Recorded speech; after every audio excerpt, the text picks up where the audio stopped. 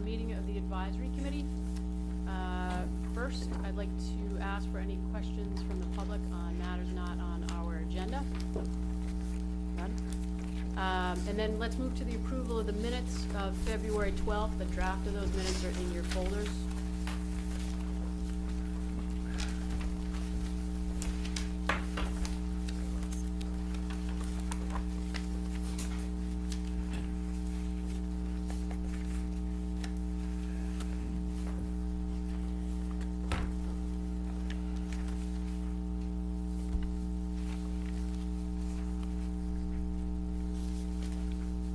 If you presented a warrant article that evening, if you could just make sure that the minutes capture the status of that warrant article, that would be appreciated.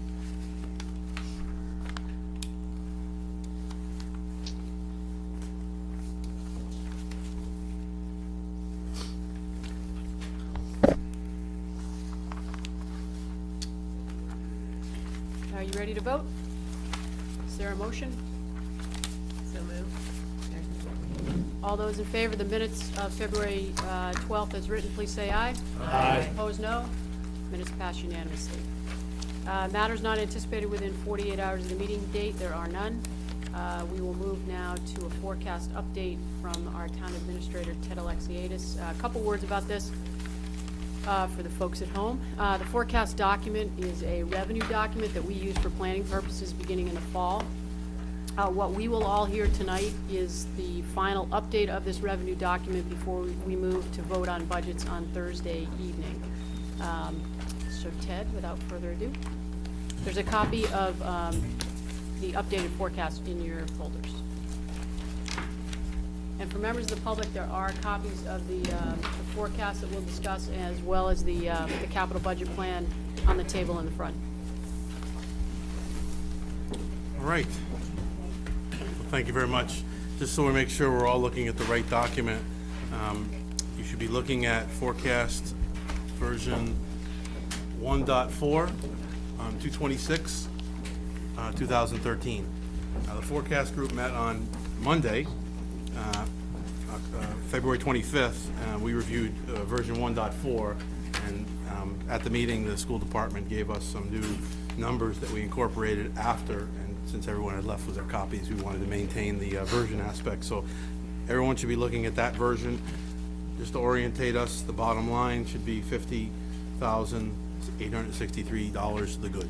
So everyone should, if you're not looking at that document, then some of my conversation might not make as much sense. Now, Sue, is this, is there the PowerPoint's on? Okay. So the first slide will be the tax levy. And we see that, and no change from the prior forecast, the tax levy base begins at $63,382,432.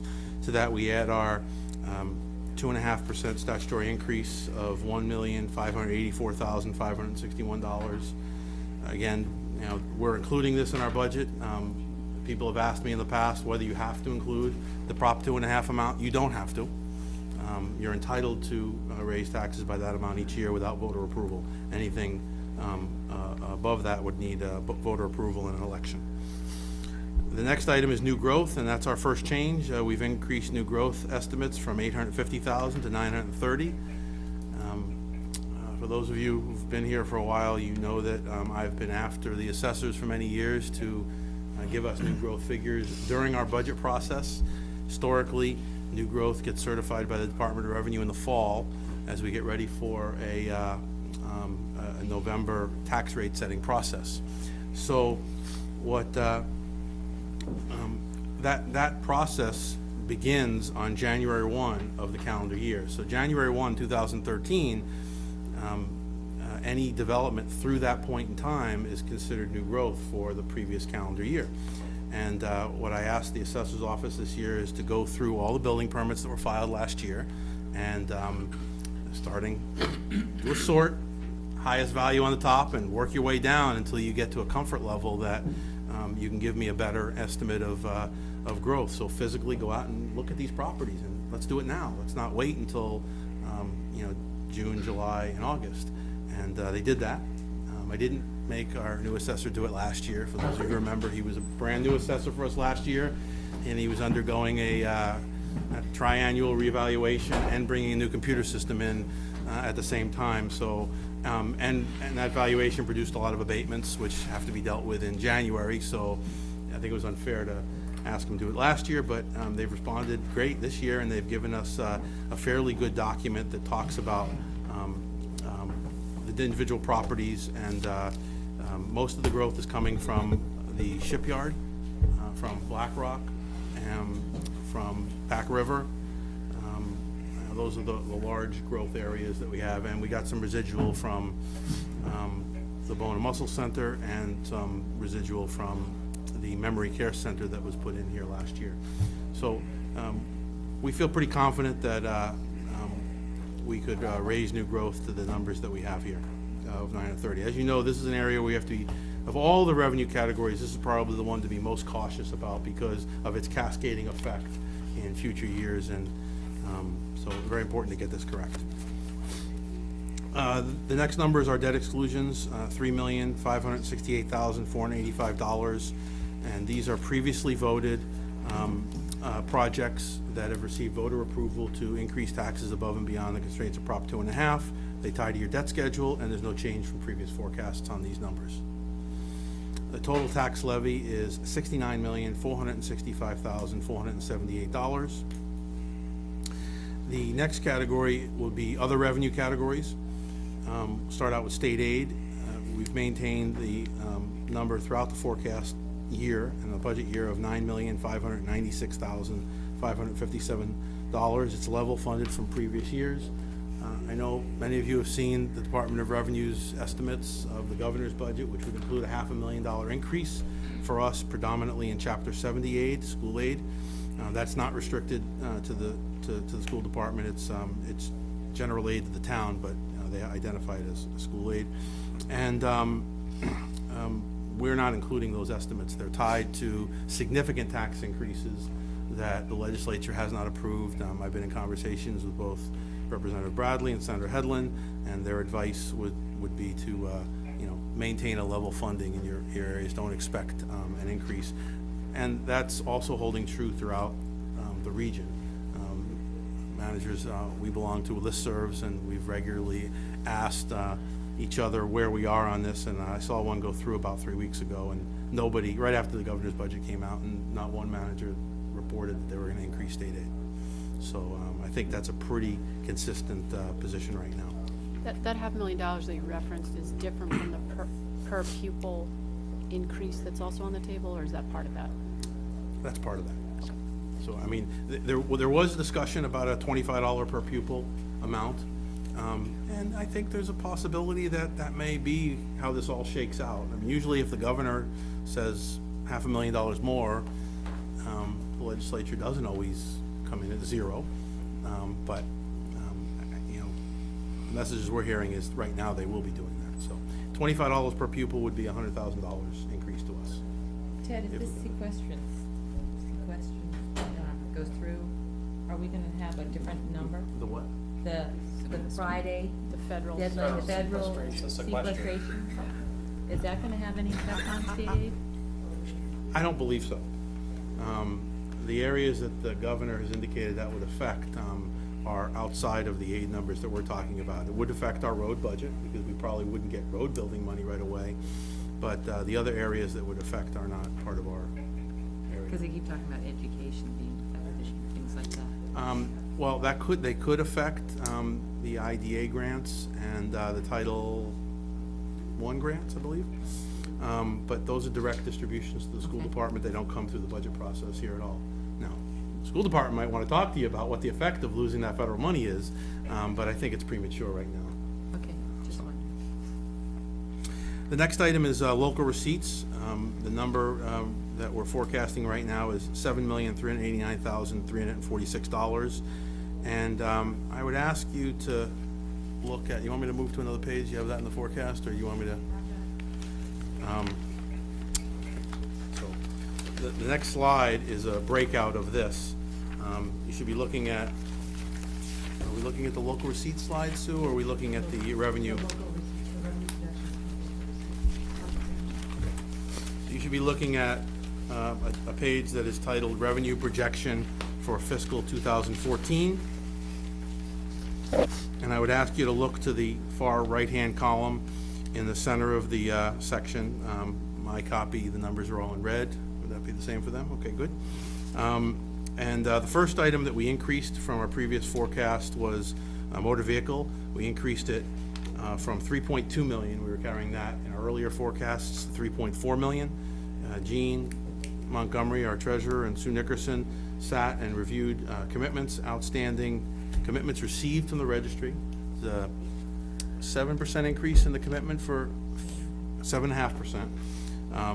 And so we're starting to see some growth in that revenue source. To put frankly, people who live in Hingham are buying new cars again. And we've seen a stagnation of that for a few years. Now we're starting to see that happen again, and we're seeing the increases. We think this number will ultimately come in north of 3.5 million. We felt uncomfortable putting it up to the maximum, so we've reserved a little bit of that, but 3.4 is a reasonably conservative number. The other changes, and you can see there's quite a few pluses and minuses here, but the other changes from previous forecasts would be limited to an additional $25,000 in the investment income line. And we had scaled this back to 50,000. If you look, our forecast for 13 has 200, which we will not hit. But our actual collections for 12, which is really what we usually use, our last good data point, was 60,000, 59,135. And that's why we had scaled it back to 50 this year, thinking we're in a fairly flat interest rate environment.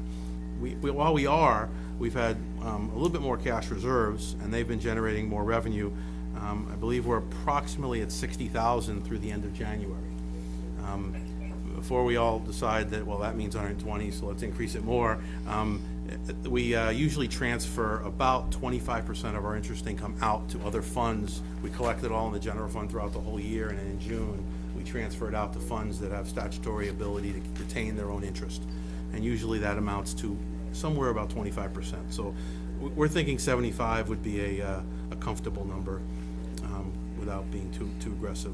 Payment in lieu of taxes increased by approximately $2,400. We folded in the in lieu of tax payment that we've negotiated with Father Bills for the Veterans House on Fort Hill Road, which is supposed to approximate a portion of their property taxes.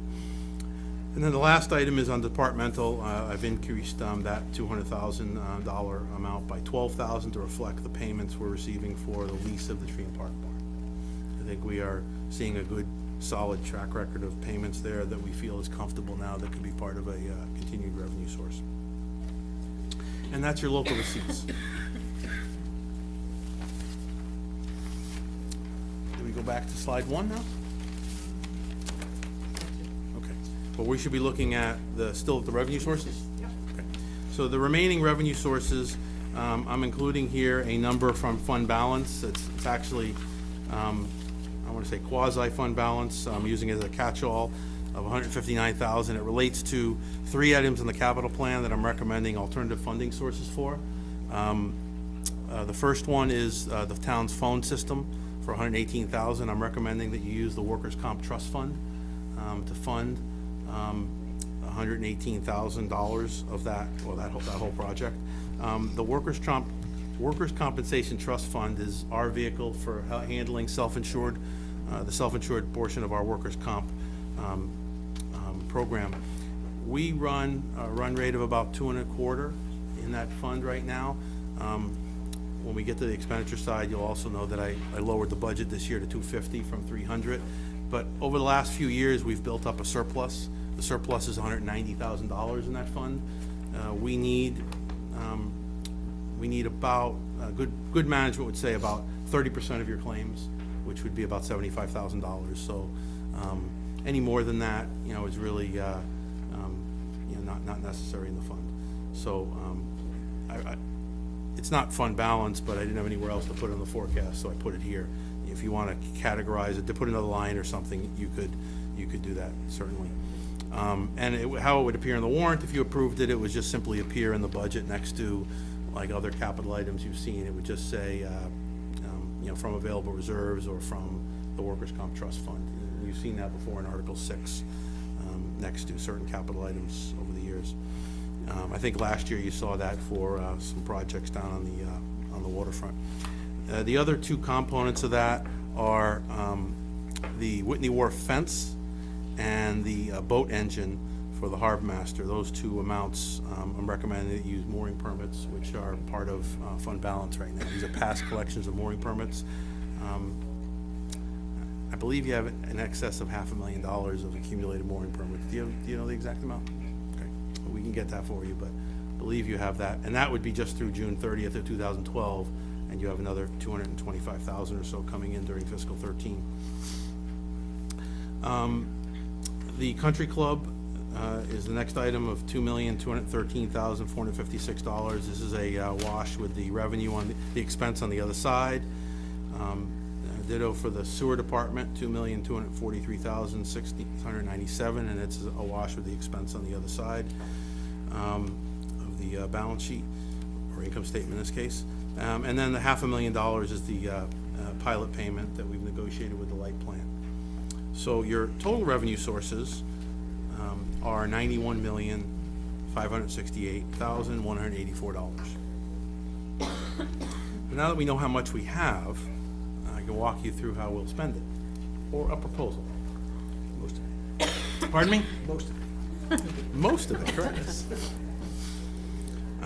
So our first category is the use category. Am I on the right slide? Okay. And the first item is state assessments. This includes our county tax, our MBTA assessment, and other assessments, air pollution control, mosquito control program, are the other categories. There's a couple other small items in there. And that's $762,930. That has not changed from previous forecasts. Our allowance for abatement exemptions of $350,000. I will report that the assessors have had a much better year than last year, much lower volume on abatements. And I think more importantly, I'd just like to credit that department, the board, and their staff for really opening themselves up and working with the community citizens that were concerned about their assessments. It was the experience that I've been hearing from people is while they might not be happy, they appreciate the respect and the manner with which they were dealt with within that department. So I'd like to recognize them. They, like some of us all, have difficult positions, difficult jobs at times to explain to people why their taxes are going up. And they've, from all accounts I've heard, is that they've done a very good job of doing that. So, and the next item is other expenses and deficits. This is a number we've carried throughout the years in the forecast. It doesn't tie to any budget. It just allows us to maintain some flexibility if one of our revenue sources doesn't come in between town meeting and setting the tax rate in November. Because if we don't have a balanced budget by state law, the Department of Revenue cannot set our tax rate. So we needed to have and we've always felt it's important to have that cushion, whether it's going to snow and ice because the department spends in excess of their appropriation, which is allowed under law. We haven't had that problem in the last 10 or 15 years because we fund it through the reserve fund, but there's also tax title amounts that are certified to us after the budget process if the treasurer needs to pursue a delinquent tax payer, then any amounts expended for legal purposes are allowed to be raised on the recap sheet, and we need to have a source for that. The appropriations, I'm recommending to you a capital outlay budget of $1,479,422. That does include the $159,000 I mentioned above. That's only for, that includes just tax levy portions, so it's not the total. It wouldn't be reflected in the capital in the forecast. Some parts of the capital plan are being funded from other revenue sources, whether it's user fees or other charges. And then we have Article 6 at $88,599,969. I'll detail that on the second page in a moment. We have Article 4 and 5, which is an allocation for potential wage settlements with several unions that we will begin negotiating with. And also, that number had been previously at 199, and the Personnel Board requested $25,000 for any potential reclassifications that come up throughout the year. They have none on tap right now, but historically, we have always allocated $25,000 to them in case that does occur. We haven't done that in the last few years, and they've utilized savings from other Article 4 and 5 amounts, but there are no more of those. They've all been closed out. The Personnel Board has jurisdiction over the non-union employees that are covered in the Wage and Personnel Bylaw, and those employees and the Personnel Board are entitled by town bylaw to evaluate them periodically and determine if they're paid at the right grade based upon their job description. And periodically we get requests from department heads that think some of their people are paid at the wrong level based on their responsibilities. So it does happen, not as frequently in the last few years. The total appropriation is $90,304,391. The total uses, adding both state assessments, et cetera, overlay, and appropriations would be $91,517,321. Compared to our revenue sources, that would produce a surplus of $50,863. While I'm on this page, though, I really want to point out the out years. I have to say, I think this is the first forecast in 20 years that I've ever produced that has positive numbers out in the out years. Now, while we do know that they're tied to our estimates of budget expenditures, and we usually spend more than that, we usually also find more revenue throughout the year when we go through the budget process. And if you look at your forecasts at the beginning of the year to now, you can see over the last 6 months, revenue does usually increase. But more importantly, having surpluses in your out years, clearly shows that you no longer have structural imbalances in your budget. And this is the work of, this board, the selectmen, certainly the other departments, the school department, over the last 4 or 5 years to put the town in just a very, very strong financial position. It wasn't fun. Sure. Sure it was. Come on. Okay. Are we on the second page, Article 6 detail? The budgets here reflect the selectmen's votes, save for the school department. The budget that we have listed in here ties to, so you'll have to help me out because we changed the number. Is it the 3.56 or is it the 3.52 school number? Was it the number we were given at the forecast meeting?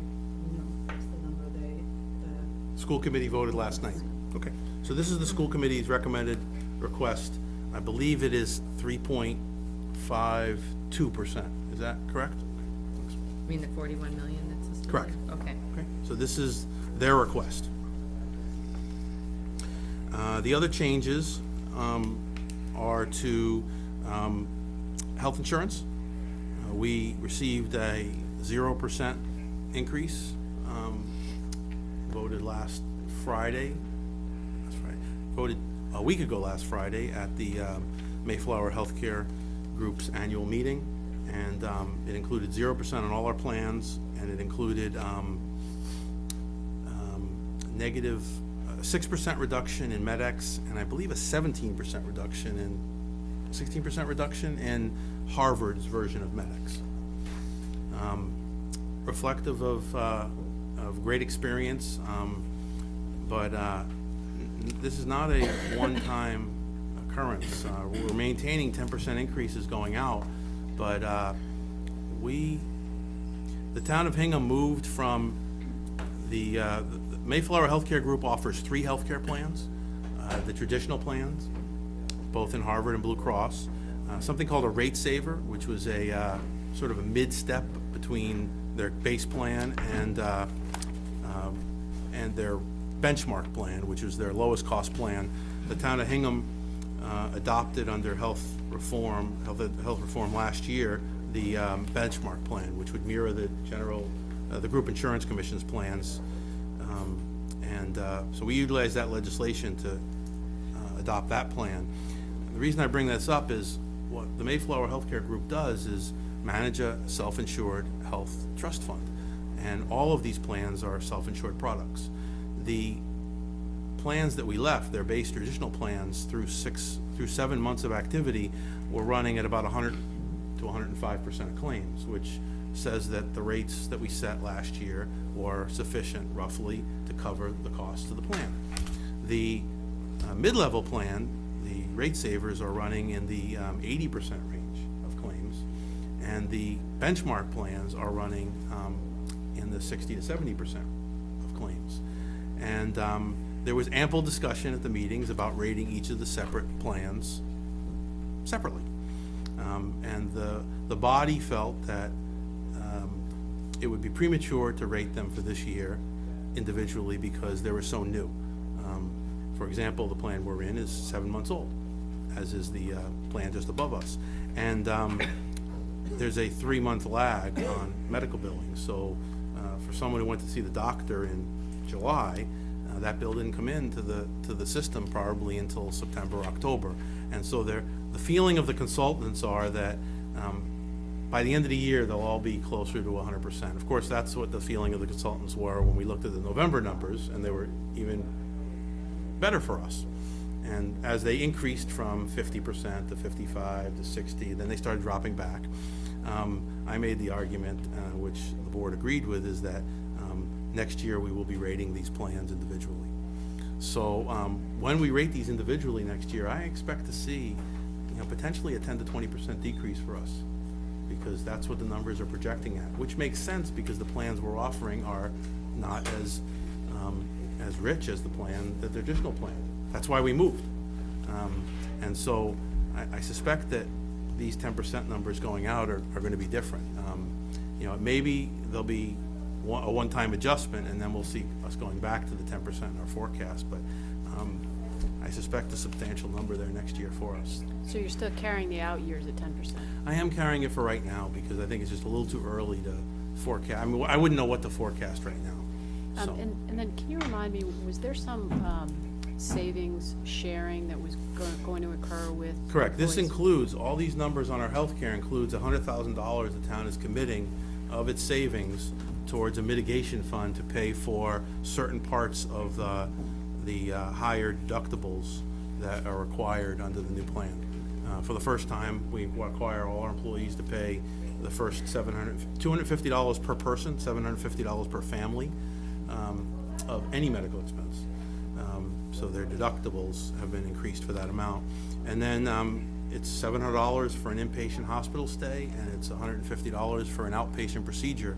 Those are the two items that we chose to mitigate by offering employees the opportunity to apply to the mitigation fund, and we would reimburse them for their inpatient and outpatient procedure stays for deductibles in those areas. Our actuarial estimate was about $120,000 if everybody accessed that benefit consistent with previous years. But our actuary said that you'll get less than a 70% participation rate. I don't know why, but even though it's there for people, their experience in other communities is only 70% of your employees will actually take advantage, even if you advertise it to them, which we do aggressively. And our experience has been very minimal in this area right now. And that mitigation, I'm sorry, is included in the $6 million? It's included in these rates, and it rolls forward, and it's cumulative. So whatever we don't spend in 1 year, it rolls to the next year. Okay. So ultimately, the employees will get a mitigation fund of $500,000, and if they don't use it in year 1, it'll just roll forward. At the end of the 5th year, we're free to negotiate whatever we want in future mitigation. We were required to give a 3-year mitigation, if you remember. Yep. And to gain their approval and support, we agreed to a 5-year mitigation plan. So, we are probably, I think we're one of the few towns in the region that adopted the Healthcare Reform Act and took advantage of it. So, the only other change, there's 2 other changes on the expenses here, and and Sue will remind me if I miss any, but I think there's just two more. One is the area of other, where I told you about the $50,000 reduction in the workers' comp budget. And the next one is debt service. We've included $350,000 in debt service under the non-excluded debt category. And this is, I'm segmenting it into two ways. $325,000 is the estimated financing cost on a $3,750,000 Fields project. I'm not going to tell you that that's the number for the Fields project, just that's what my budget numbers estimate. The financing cost on that project, we can only borrow for 15 years, so I think you had a question about Right. Hersey House money. We couldn't use that for that. Why 15 years, Ted? The statute only requires you to borrow for Fields projects for 15 years, recreational fields. You can't borrow for 20 years. Oh, so it only allows. It only allows. I mean, we could borrow for longer with Emergency Finance Board approval. AAA communities usually don't go see the Emergency Finance Board. There's a part, I believe there's probably a part of the project that is probably eligible for 20-year financing. There's a concession stand, so it's Right. building, so that would probably require it. I'm not sure about bleachers. I'd have to look into I just don't remember whether or not bleachers are part of a 20-year or 15-year. The statute's pretty clear about what you can borrow for 15 years and 20 years and 10 years, et cetera, so. And the Hersey House proceeds restriction from the Department of Revenue is a 20-year restriction, because that's what, when we sold Hersey House, that was sort of financing. Correct. You can only use that for, according to the Department of Revenue, for a project that you would be eligible to borrow for 20 years. So if there's a portion and you decided to use it, that's certainly something you could do. I'm not anticipating that here. Right. So again, if the project, the financing that I've put in is for a $3,750,000 project. Again, it doesn't have my endorsement that you should spend $3.75 million or you should not, or that it is $3.75 million or not. I'm just telling you that that's what I forecast as a placeholder for revenue. What rate did you assume? I assume the 2% rate, because that's what I could borrow for right now. Actually, I'd probably borrow a little less than 2% for this project because it's 15 years. I don't think I'd have to pay. 2% is really for a 20-year project. And then I've also included $25,000 in short-term borrowing costs for some property acquisitions that selectmen are working on. And hopefully I'll be able to discuss that with you shortly. And that's it. Ted, on the non-excluded debt, is there a major piece of debt that falls off in 2015? No, and that, Sue, is what we're talking about today. Not the healthcare budget, spreading the numbers out. Was that a test?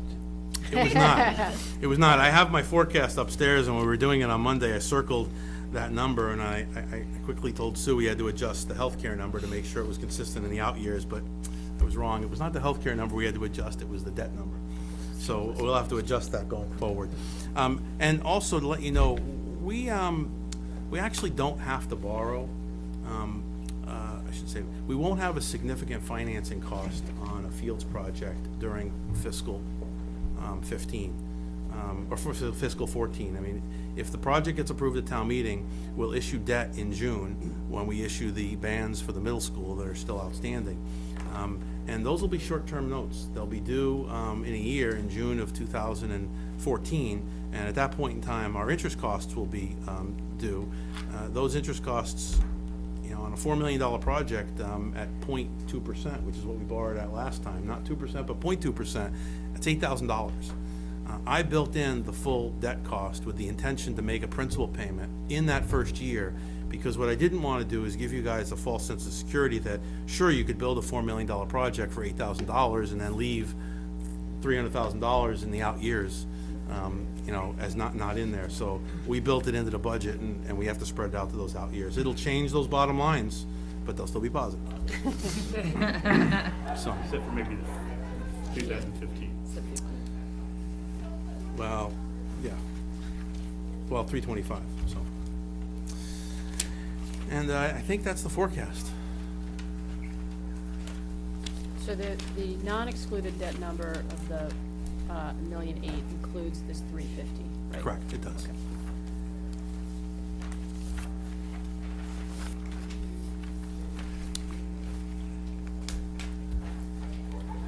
Are there questions on the forecast? I don't know if this is the time, but I guess the capital number is a big reduction from the last number that this committee saw.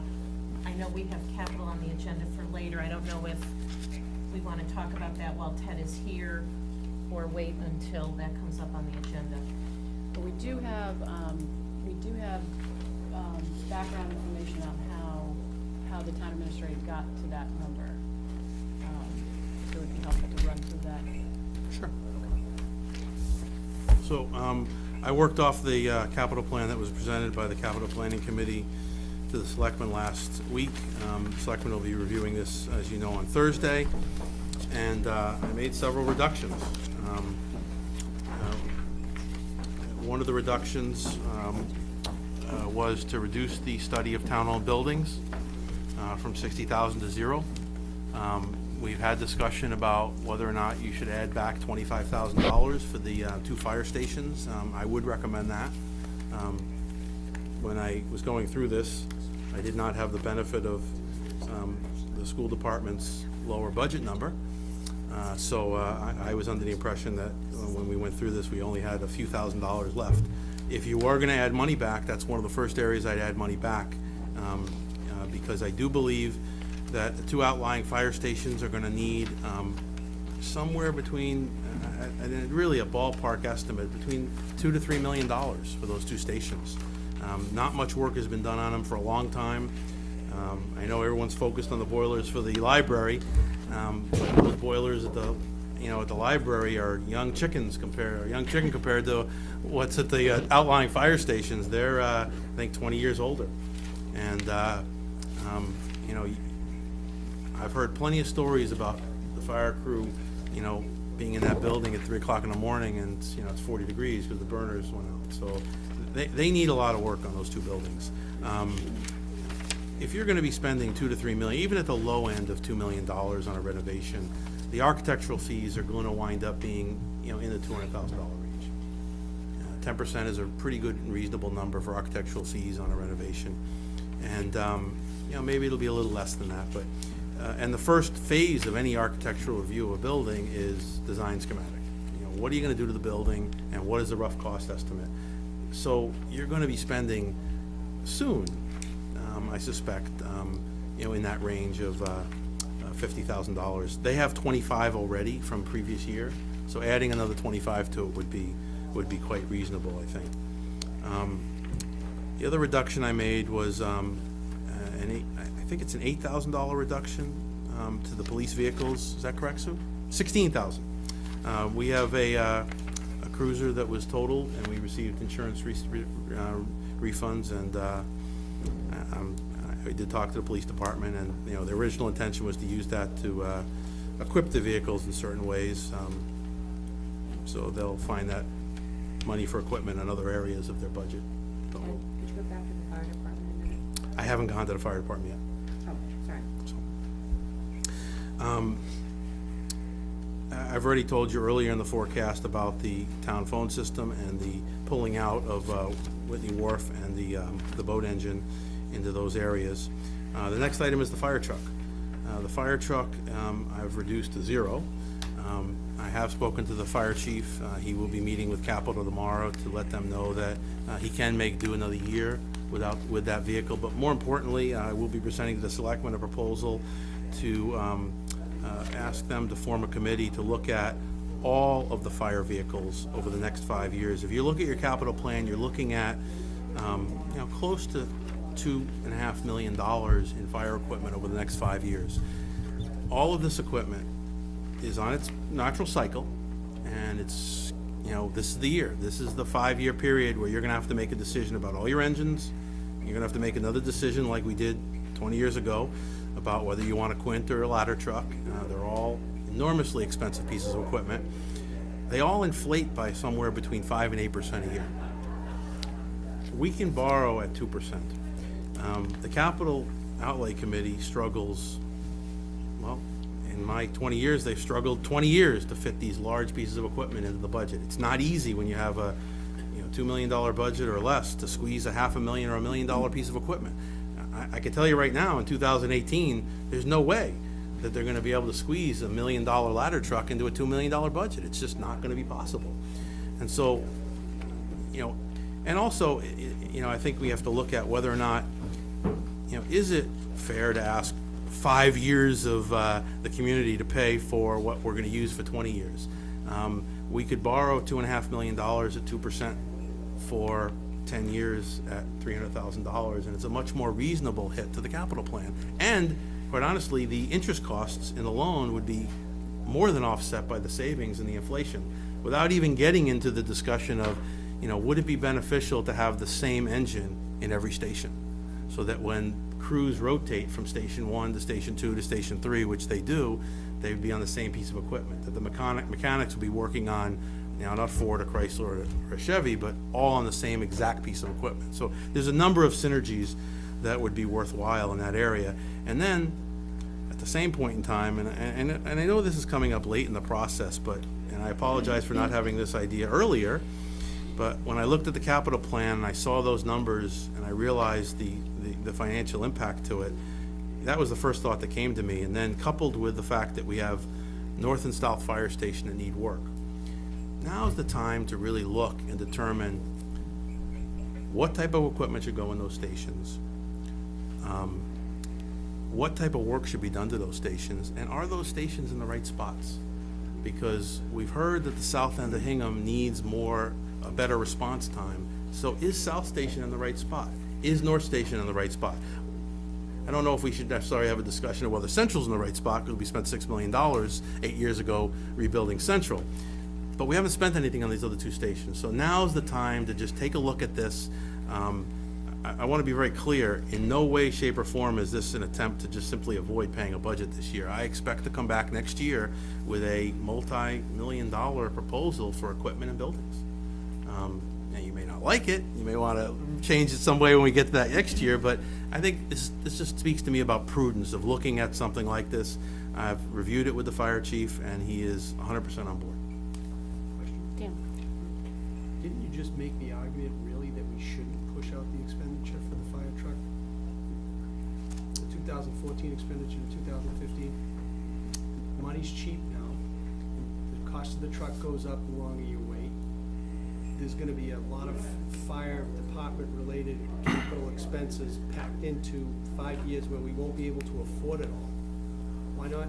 Now, maybe this should await the capital discussion later, about which I don't know enough, but shouldn't you buy it while money's cheap, before the price inflates?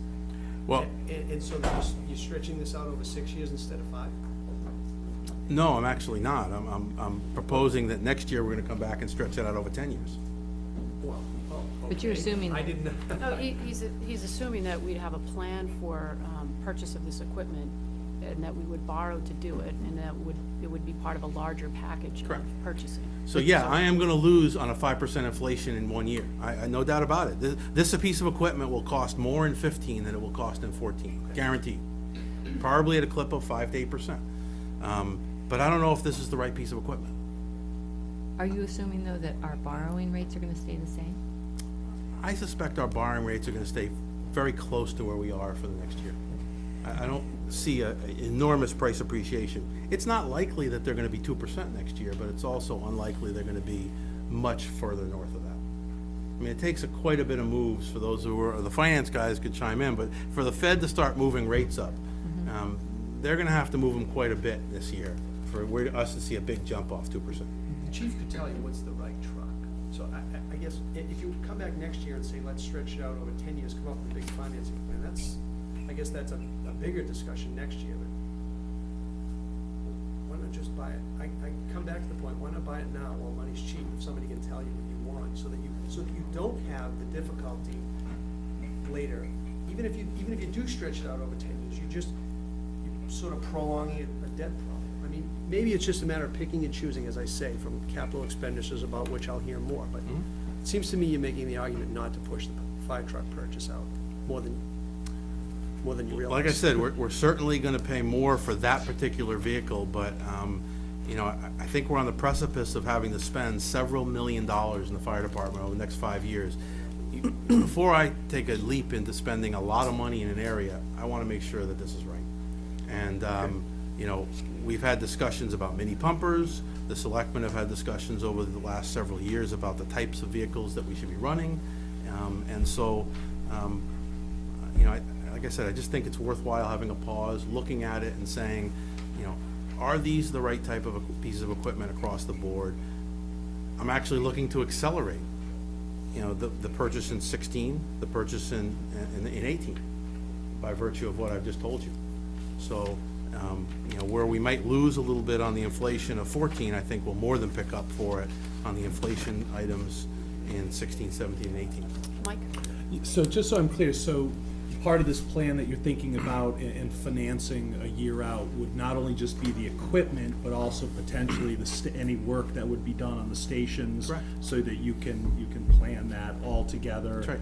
And would you be able to finance it? I mean, does the project, if you're theoretically doing buildings, does there have to be a certain amount completed before you can issue the debt? Or a year from now, you do the study, you figure out the buildings, where they're gonna be, the right equipment, and then at that point, you can finance it? You know, we can finance, we can issue debt long-term immediately. We usually don't, because we want to make sure that the project costs, you know, turn out that, you know, for arbitrage issues, we want to make sure that we don't have a huge issue in the middle of the project that shuts it down, because once we've issued long-term debt, we have spend-down requirements. But these projects are not going to be as long in scope as, say, a school building project, a much bigger project, much greater window of construction, much greater risk. So when we issue the long-term debt on the school project, we'll be issuing the long-term debt on anything else that we do. It's just, the cost benefit of issuing it all together is too compelling not to. Because the only thing I'd caution is the Fed controls the short end of the curve, not necessarily the intermediate or longer end of the curve. And so if they decided to abandon the bond buying program right now, I mean, it's just a consideration as to, you know, you just don't think about what the Fed's doing, what the market in general does. But, you know, that being said, if we keep our rating where it is, the spreads will be tight. So, I mean, our financial advisor tells us that they don't expect more than a 50 basis point move next year, at best, in our rates. Our rates. nobody ever does, though. That's the thing. these guys In are- 94 and 95, rates went up 400 basis points in 15 months. I mean, you can't. And I And think. if that occurred, Mike, we wouldn't enter the long-term market. We'd stay short-term at 0.2% or thereabouts, because the short-term market's gonna stay tight for, quite a while, we feel. And that's actually a discussion that at some point in time we're gonna have to have, even with the school debt. Do I issue long-term debt at 2%? Or do I issue another year of short-term debt at 0.2% and take the difference and throw it at principal? So we'll have that discussion. I've asked our financial advisor to give us an analysis to say, okay, what happens if rates go up a quarter point? We'll create a sensitivity analysis. And so if rates start increasing, how much they have to increase long-term before we lose out on the issue of one more short year of short-term debt. And then we'll have a frank conversation about risk, and, it's not my money, it's yours, so you'll tell me what your risk profiles are. I have a good idea, and, we'll make a decision collectively. Can I just ask? Lizzie? Just based on the comment you just made about not having enough coverage up in South Hingham, are you anticipating us building another fire station or moving a fire station? It's been a discussion. Mark has raised the issue over the years that, there's a point in time, growth-wise, where Hingham might need a fourth station. Problem we have with the fourth station is, even if someone gave it to me for free, it would still cost me $1 million a year to open it and run it. And I'm not sure, looking at the numbers, that we would have $1 million in our budget to run a fourth fire station. I think that there's a better possibility of looking at whether or not South Station is in the right spot. And that's an analysis that is, very common in the fire industry, where they simply take each station and they, circle around it, and they know their response times, and, the idea is to cover the largest port of the town within, the call, 5 minutes or less response to an incident. So, the town has been changing. These stations have been in the same place for 60 years. So, again, before you spend $2 to $3 million renovating 2 stations, now's the time to figure out if they're in the right spot. I don't know. Maybe they are. And maybe it's not cost-effective to relocate one or both. But, and I'm not suggesting that that is the case, but we ought to look at it, make sure that we're right before we go ahead and spend the money. Like I said, it's not worth looking at Central because we're not about ready to abandon that investment. Okay, should we keep moving? You know what, we are gonna talk more in depth about the capital plan. If we could just run through this and then Okay, we'll so move the on with other our changes that I've made to the capital plan, in the DPW, I've removed the small dump truck for $54,500. I've spoken with Randy Sylvester about this change and the next change, and he's comfortable with it. I've taken the $50,000 for the closed-top trailer and reduced it to 25, and he will be using that to maintain the trailers, to keep them, basically rebuilding them to keep them going for another year. Again, something he said he could do very comfortably. And then the only other change I've made, and I don't give it to a specific area really, is a $50,000 reduction in the amount for school capital. It's in at $550,734, and I reduced it to by $50,000. I have not had a chance to speak with the school department about where within that plan they'd like to reduce it. We did discuss it at the forecast meeting, and Chairman Falvey said she would discuss it with her folks. And there's a number of areas in their plans, and I have a couple of ideas, but I'll let them sort through that. That's it. So I thought it was important for us to at least understand the rationale for the 1.479 number that shows up in the forecast that takes us to a bottom line, including a school budget, a school budget number voted by the school committee last night. So that's the status of the forecast and all of the background that gets us there. Any other forecast-related questions from the advisory committee? I just make one point, and that's that in deference, and you'll hear from the capital outlay committee later, in deference to the capital outlay committee, they have not heard Ken's recommendations, have not taken these into considerations, and we intend to do that before we come back and give you another number, if we do. That's a good point, thank you. Any, Forecast, Karen? just the forecast, yep. Yeah, just the forecast. Have you done any sort of rough, back-of-the-envelope recomputation of a 15-year debt schedule? If, I understand you to be implying maybe new debt exclusions in the future for these big fire department capital-related expenses because you can't squeeze it into a $2 million budget. Do we have any idea how that would affect the 15-year debt schedule? Well, my intention would be to try to put the work that we're doing in those buildings and the equipment into the operating budget, just like we did, and I'm proposing on the Fields budget. So I'm going to be working to reduce and manage these budgets in a way that we can afford this without going out to the taxpayer and asking for additional tax increases. But it would affect the debt schedule, obviously, and I haven't adjusted it accordingly. Okay. Any other questions? Any questions from the audience on the forecast? Nope. Okay. Ted, thanks very much for your time. You're welcome.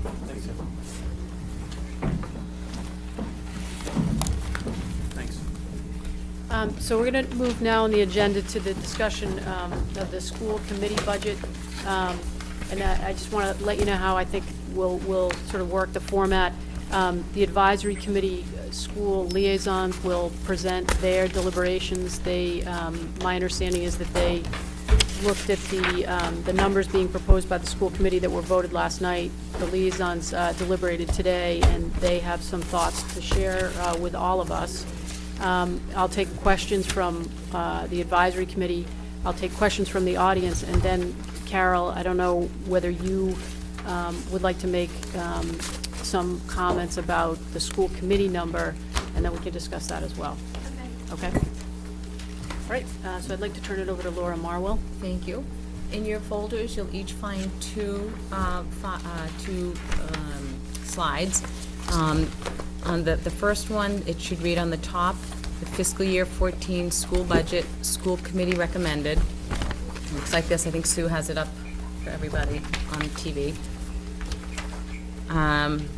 Let's see. So the school committee voted their budget last night.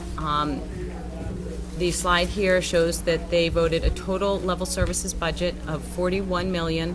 $561,587, which is an increase of 2.45%, plus other new needs and initiatives of $432,097 for an increase of 1.07%, for a total school committee recommended budget of $41,993,784 for an increase of 3.52%. And if you break that down by category, you'll see the regular education budget is $31,445,378, or a 5.09% increase. The special education budget is $10,410,115, a slight decrease of 0.84%. And the vocational education budget is $138,292, a decrease of 4.96%. Again, for a total school committee recommended budget of $41,993,784, for an increase of 3.52. And that is what Ted has in the forecast that you saw today. No, he doesn't, just 5.6 in his forecast. And we did not vote two different budgets, we voted one budget number. The We voted 41, you're right, the 41,838,228. Yeah, he updated it with your number, Carol. Things have been moving very, very fluidly, and so we're all, So does anybody else besides me, can I get an updated forecast? Well, mine. I would love one. I don't I've feel written like all it's over yours mine. yet. Thank you. So the advisory education subcommittee met this morning, and after much back and forth and discussion, we unanimously decided to recommend the following budget. The way, and I will clarify for Carol, we tried to reframe the school committee budget in a format that is consistent with the way that we look at other budgets, and we tend to look at them with the level services plus additional needs. So that's why I have these slides broken down like this. So for our purposes, the total level services budget is $41,561,587, an increase of 2.45, and that's the same as the school committee's portion. Then we recommended new needs and new initiatives of $276,741, or 0.68% increase, for a total of $41,838,228, a total increase of 3.31%. And if you break that down by category, you'll see that's a regular education budget of $31,289,822, a 4.6% increase. Special education of $10,410,115, a decrease of 0.84%. And vocational education, $138,292, which is a decrease of 4.96. So again, the total comes to, the total education subcommittee recommendation is $41,838,228, which is a increase of 3.13%. And the red numbers indicate where we differ from what the school committee recommended. What we wholeheartedly supported what we would consider the level services part of the budget, but we were unable to support all the new initiatives and new needs. What we did support funding for was restoration of the 2 assistant principals at the elementary school levels, the middle school technology specialist, and the funding for the full-time middle school librarian. Half of that had already been in the budget. And so during our conversation, there were a number of things that we were mindful of. Particularly, we kept keeping in mind year-over-year rates of increase, as we don't want to create a situation that would be difficult to sustain in the future. And we feel that the 4.6% increase in the regular ed budget is a number that is consistent with some of the other increases that we've voted this year, and something that we hopefully in the future won't create an unsustainable situation. We were also aware that the special education budget this year is practically flat, slightly down, which is very unusual, and we probably can't anticipate it next year, but it did give us some room to restore some of the services that had been lost during the lean times in the regular education budget. And we were also, in the broader picture, mindful of the forecast that we were looking at and a sharp reduction in the capital budget that we had not discussed here in this committee. And so all those things were involved in our decision. And so I'll ask my subcommittee if anybody has anything else to add. You know, I would just jump in and say that, you know, it's, I think it's important to talk about what is in this budget, because this includes an addition of elementary and secondary teachers. I believe it's 6. It includes an additional bus, Yep. an additional bus driver, Yep. and half a central office FTE for clerical support, which, you know, when you consider that this is a school committee that meets 25 times a year, that has subcommittees, the administrative burden of complying with open meeting law is pretty significant. And as Laura mentioned, it also provides funding to restore some services that were eliminated in 2009. And, you know, what we should kind of remember in that is that at that time when we were trying to open East School during very difficult financial times, there were some choices made to eliminate some positions that, you know, Dr. Gallows maintained you wouldn't necessarily make if you're wanting to keep a high-quality school system. They were made largely based on attrition. So there was somebody retiring, the position wasn't filled. And so what ended up happening in that time is we went from 4 assistant principals at the elementary school down to 2, 4 adjustment counselors down to 2. The budget before you provides funding to restore the assistant principal positions. It does not, unfortunately, restore all of the positions, but it does do some of that. It's also worth noting, you know, this is a budget, and I know we've seen this on the town side as well, but it's particularly acute here. There are all kinds of mandates, you know, whether it's special education mandates, mandates associated with administering MCAS, and there are a couple on the horizon. There's the Common Core curriculum and the teacher evaluation standards that are coming into play. And the effect that that's going to have is it's going to put a strain on a department that is already strained. And I know that's a theme that we've heard, but I think sometimes when we look at a budget, particularly a large budget, you can sometimes draw the conclusion that the department may have more resources available to it. I think as we've sat through a lot of the committee meetings and the budget hearings, we've heard the same message of a department being strained. So we hope that this provides a way to restore some services and keep pace with enrollment growth.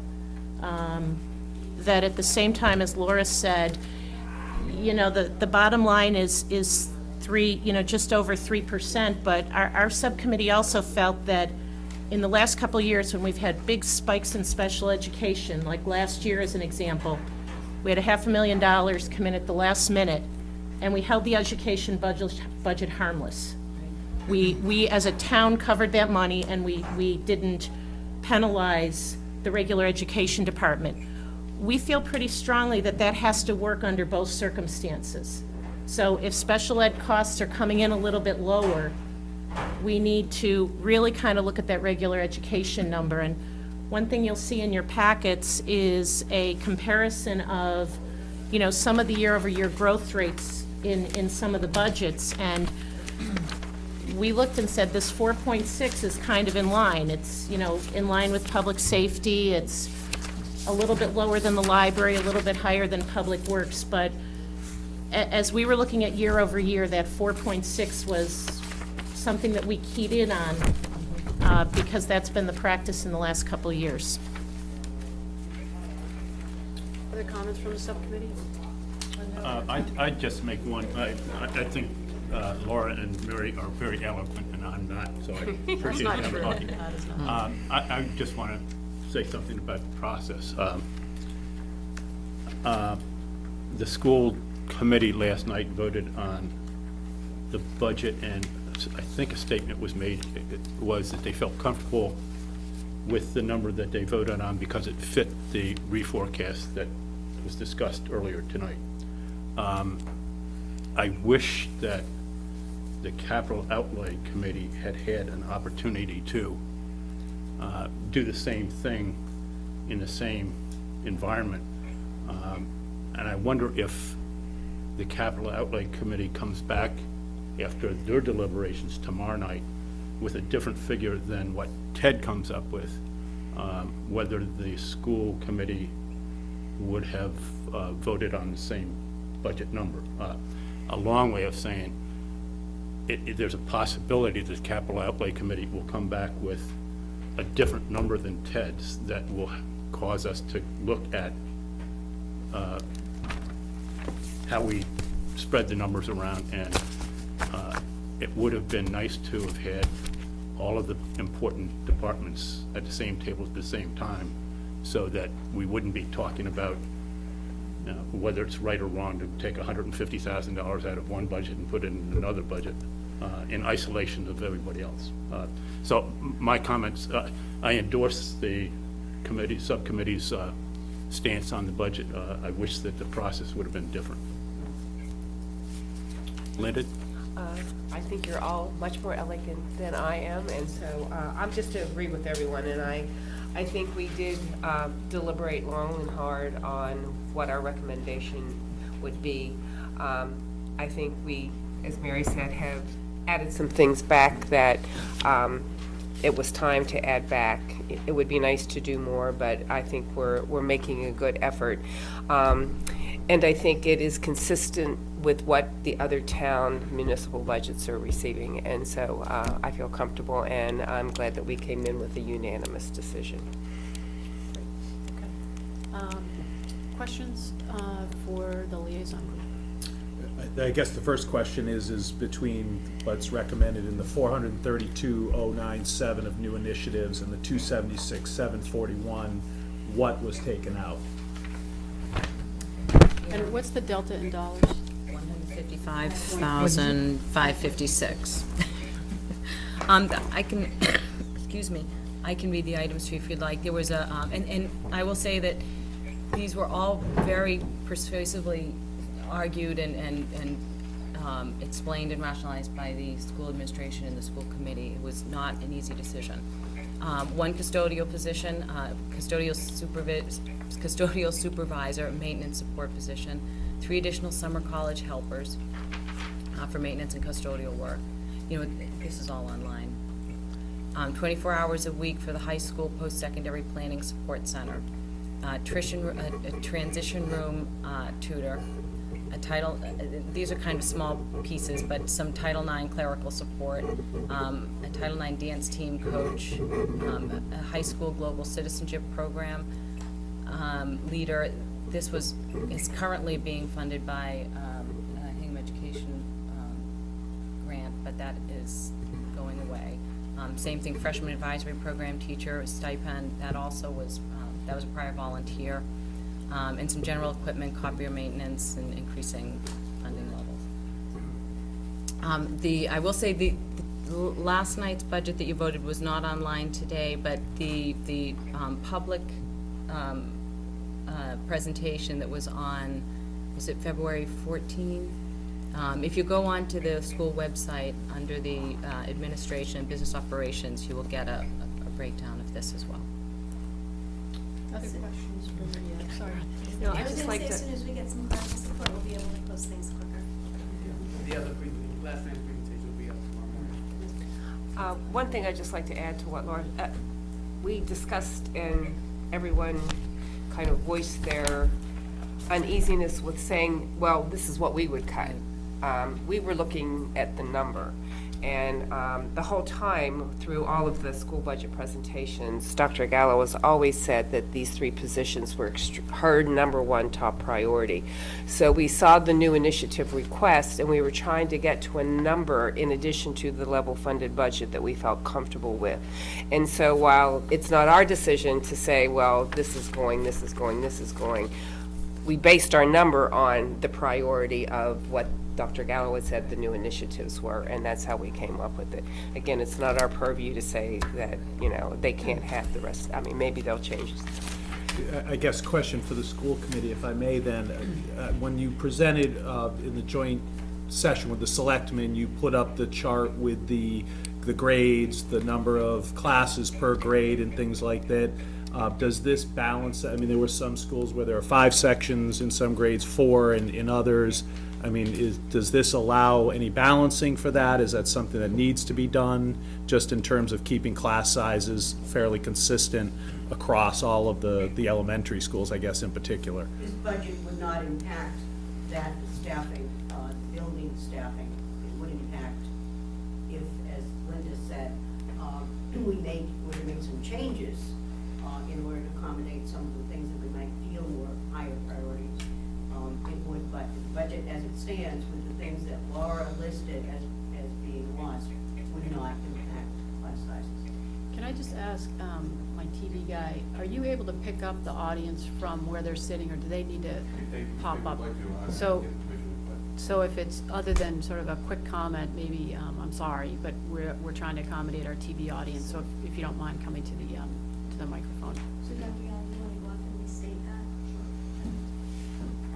So Mike, your question was about whether this budget would allow the school committee to balance class sizes across buildings, and Yeah, I mean, just because in their presentation, Right. there was some differences in terms of When class. we reassigned the 4 categories of new initiatives to 2 categories, one level services needs and the other other needs and initiatives, the classroom teaching positions remained under the level services.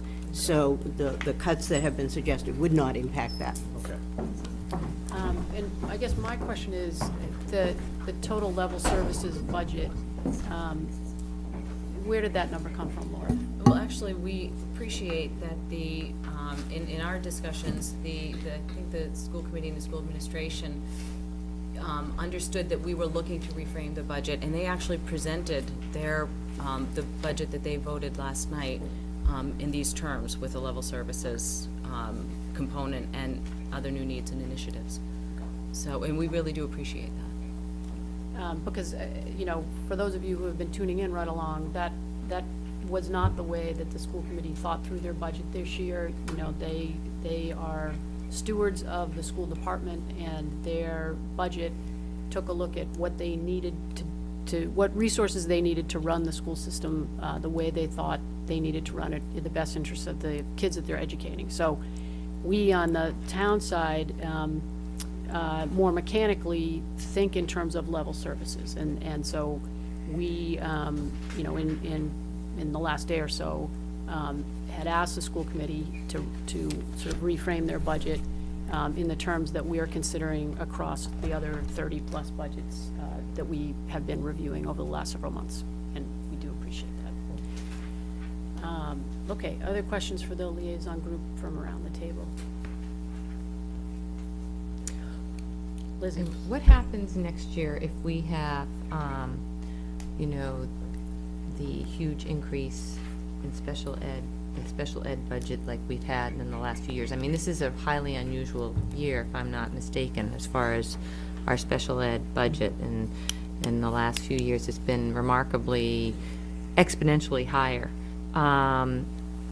What happens then? I mean, if we have a 4.6% increase in the regular education budget this year, do you anticipate that number going down next year on the regular education then? I anticipate doing what we always do, and that is making the budget work. And we have always, in my history, certainly made the budget work. When we have imbalances in certain areas of the budget that may occur as soon as the vote that happens in April, we make adjustments, and we may not be able to purchase things we were going to purchase. We have turnover. This year we had an exceptional amount of turnover, and not all retirements. I know that sometimes retirements tend to come in clumps. So we certainly can't count on the same number of retirements every year. But this year we had, as an example, 11 folks that were out this year on a year-long leave of absence that we found out about after last year's budget closed.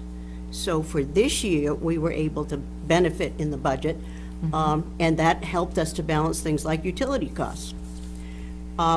those folks we budgeted to be prudent to come back, and therefore put their higher salaries back in the budget.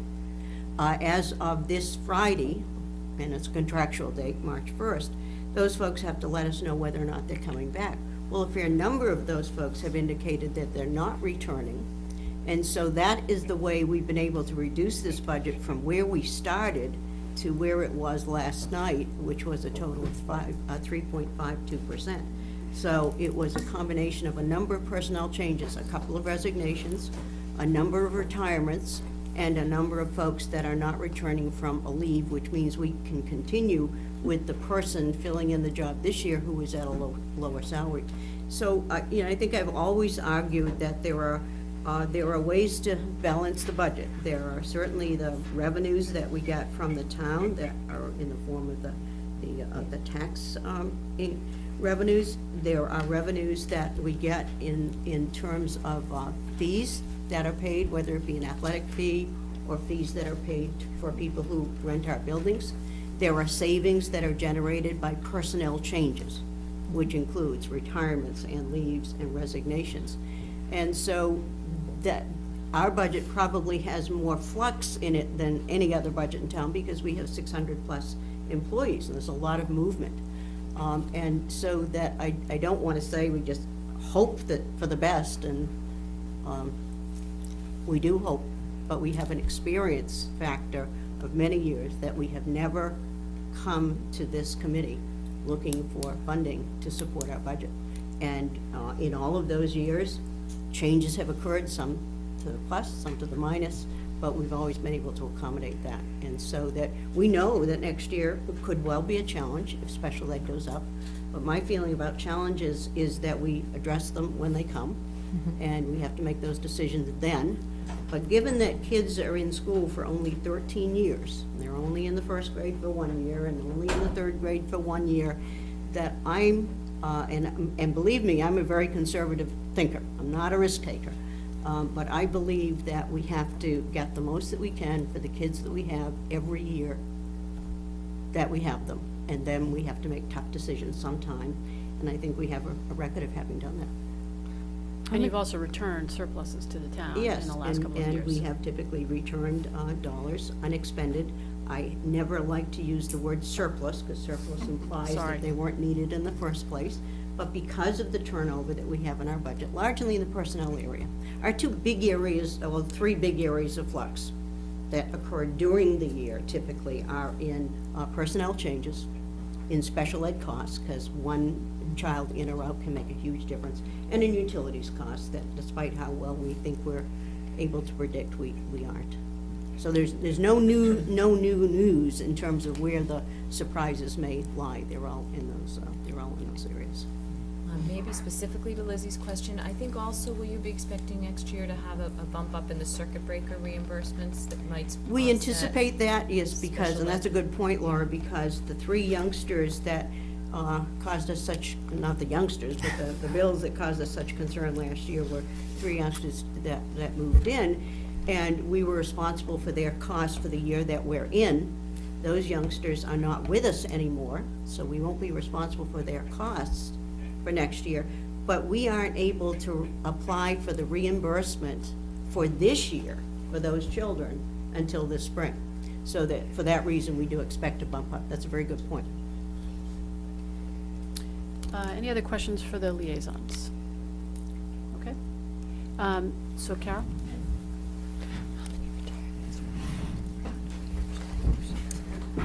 I'd like to say three things.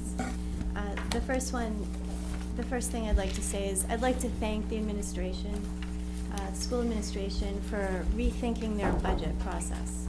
We did ask them to prepare a needs-based budget. It's different than what they've done in the past. It was different for the school committee, and I also know it was different for all of you. So I thank you, everyone, school committee also, and the administration for working through that process.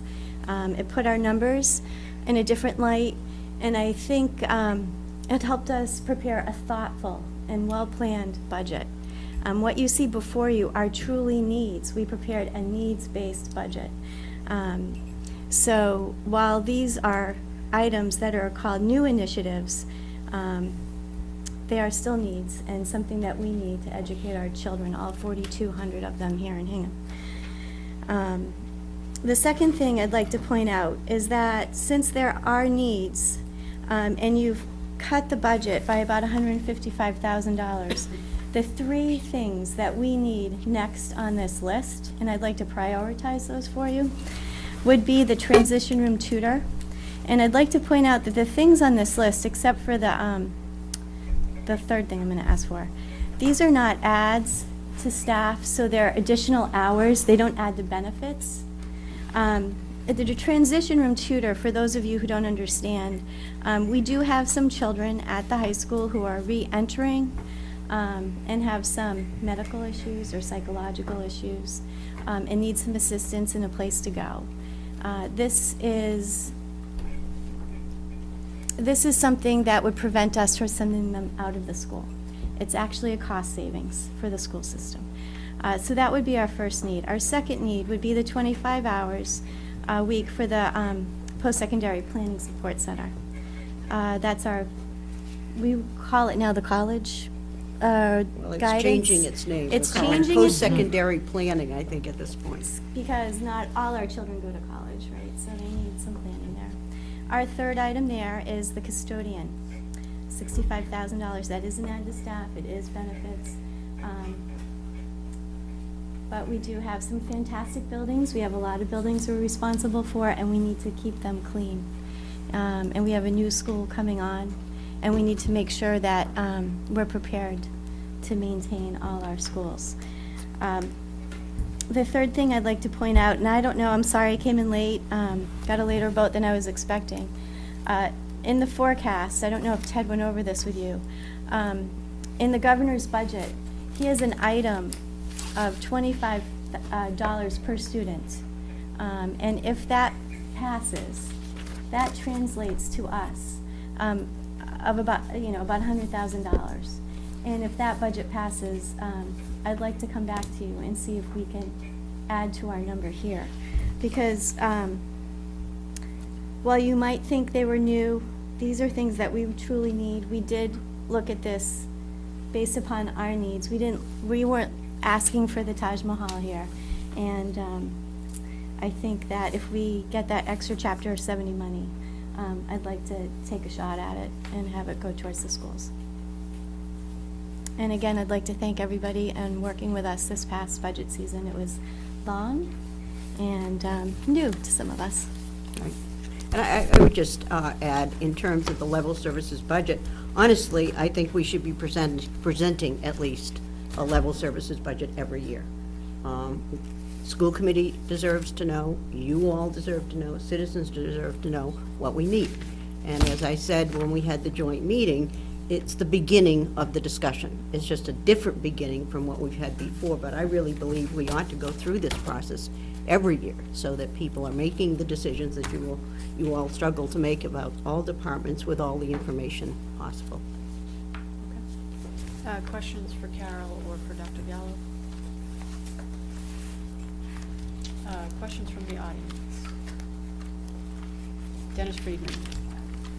Can you come up to a microphone? I have a question and a comment. So, my question is, there was, since I sat in on the meeting this morning, there was a lot of discussion, and they very thoughtfully went over the level services versus the additional needs and so forth. And there was a lot of concern, and I think rightfully so, on the difference in the capital outlay budget. Just the way we found out last night that $50,000 was gone from the budget that we thought we had, or we had presented. I understand Tom's concern and the rest of the subcommittee's concern. However, I thought there was some discussion about should the capital outlay budget come to a point where there was still a surplus in the budget, whatever that ends up being, because right now, if you have the $50,000 roughly that Ted had and the 150 some odd thousand that has been reduced from the budget that's showing in here, there's about a $200,000 surplus given the $1,407,000 whatever that Ted has recommended. So if the capital outlay recommendation that is made and/or approved by AdCom would be in line with that, or still show a surplus, would it be the recommendation of the subcommittee that the budget for the school department increase? We'd have to talk about it. I think that we would have to, any surplus, excess revenue, I guess, would have to be discussed by everybody, and all the departments would want to have an opportunity, I think, to be considered in that light. Because I would hope we would not be showing a surplus, but cut things that are true needs, we believe, in the school department. For instance, and there was a lot of discussion about what is level services, what isn't, and I think very thoughtfully you said, how do you really go in here and pick items apart? But looking at two of the items that were not put into level services, which is the Title IX clerical support and the dance team coaches, we have an order of compliance with the government that says we have to do this. So presumably, if that money comes out of the budget, it's $6,000 has to be found somewhere else from something that we are doing already. So that's just one thing. The other things that that I heard this morning, although it wasn't again spoken about this evening, was the whole idea of, beyond level services, what were the needs or the new initiatives, and was there any reduction in those as we went through the process?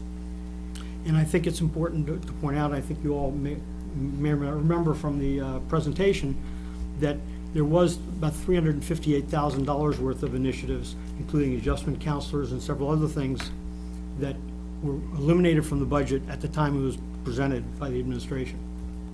So, when we got that, when we approved the budget, more or less, that was given by the administration, and there obviously have been savings, but most of those were from retirements and other payroll-related things.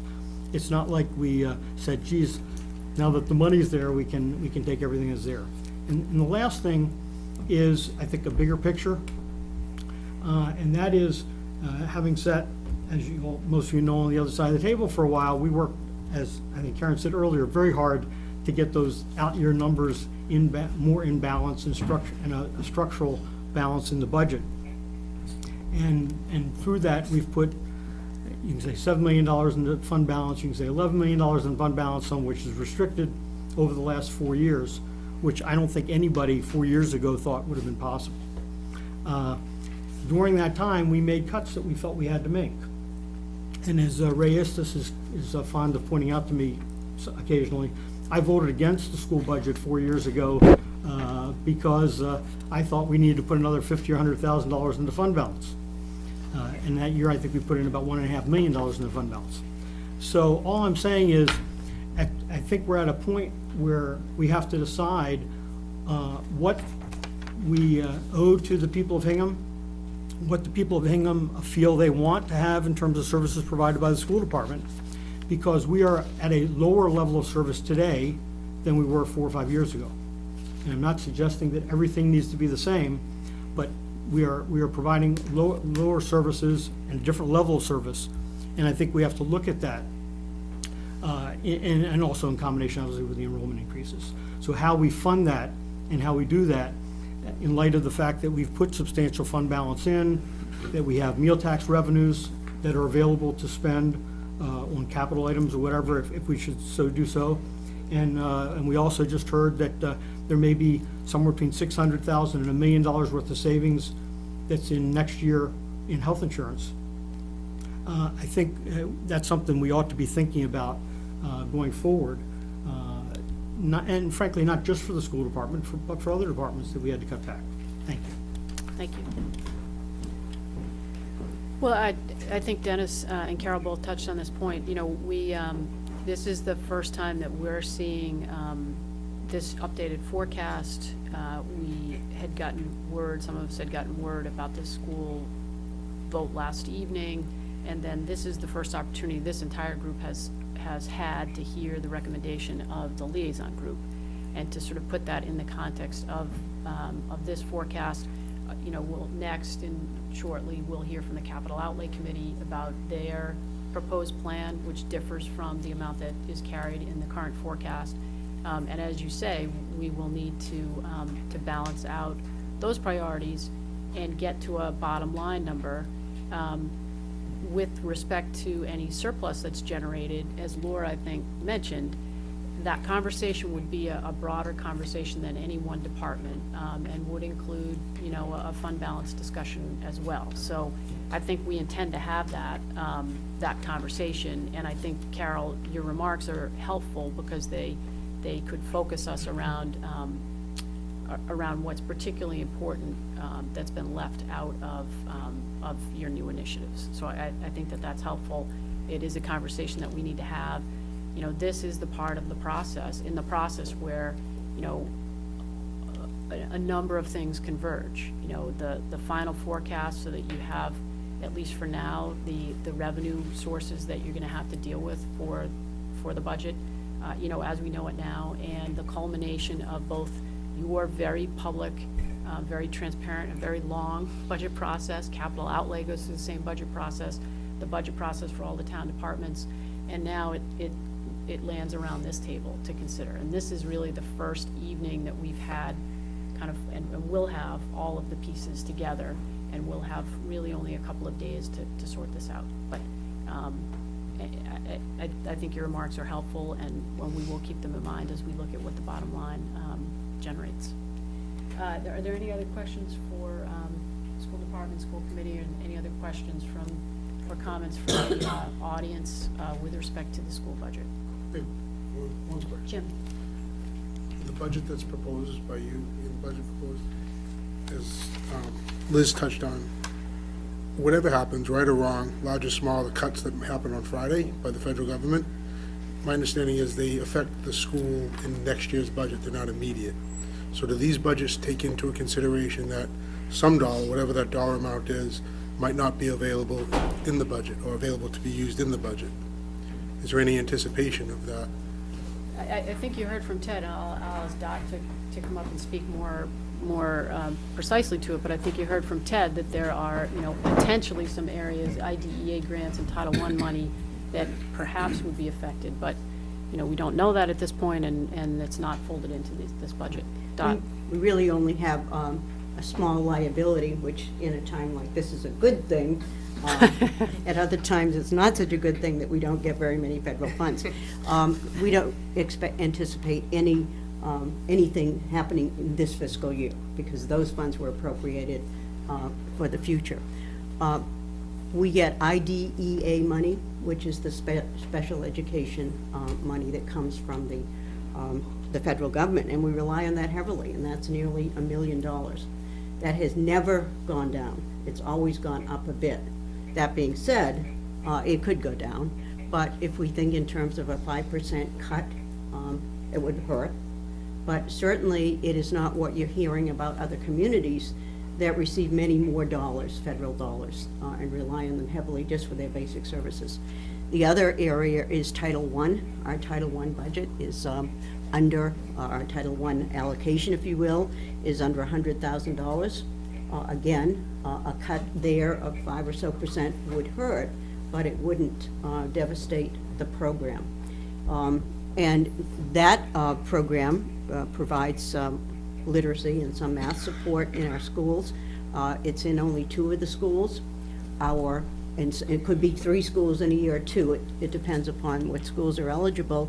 But those funds fund tutors and paraprofessionals, paraeducators. Our own budget also supports tutors and paraeducators for the other buildings. And so, yes, we would be stressed to share those then among all schools. So impact, yes. Title I is not in the budget, does not appear in the budget anyway. And we've always said if Title I went away, there would be services we would lose, but there would not be a budget impact per se, because it's a separate grant. Whereas you see in the budget an offset for the IDEA grant, a fairly large offset. So yes, it would impact us, but not to the level that you may be hearing. Not that that's not a real level in other communities, but that's because there are other communities that get hundreds of thousands of dollars in Title I money each year. We do not. But that's direct effect, right? I mean, but if they're, I don't really know that much about these cuts, and all I know is that they're potentially not well thought out, but what I'm thinking about, does that indirectly then affect like our Chapter 70 monies and things like that in the future because the states aren't getting the federal funding? You know, we discussed that pretty heavily at the forecast group. I think it's at this point speculative at best to try to include that, particularly for purposes of this budget planning. Because it would be a year.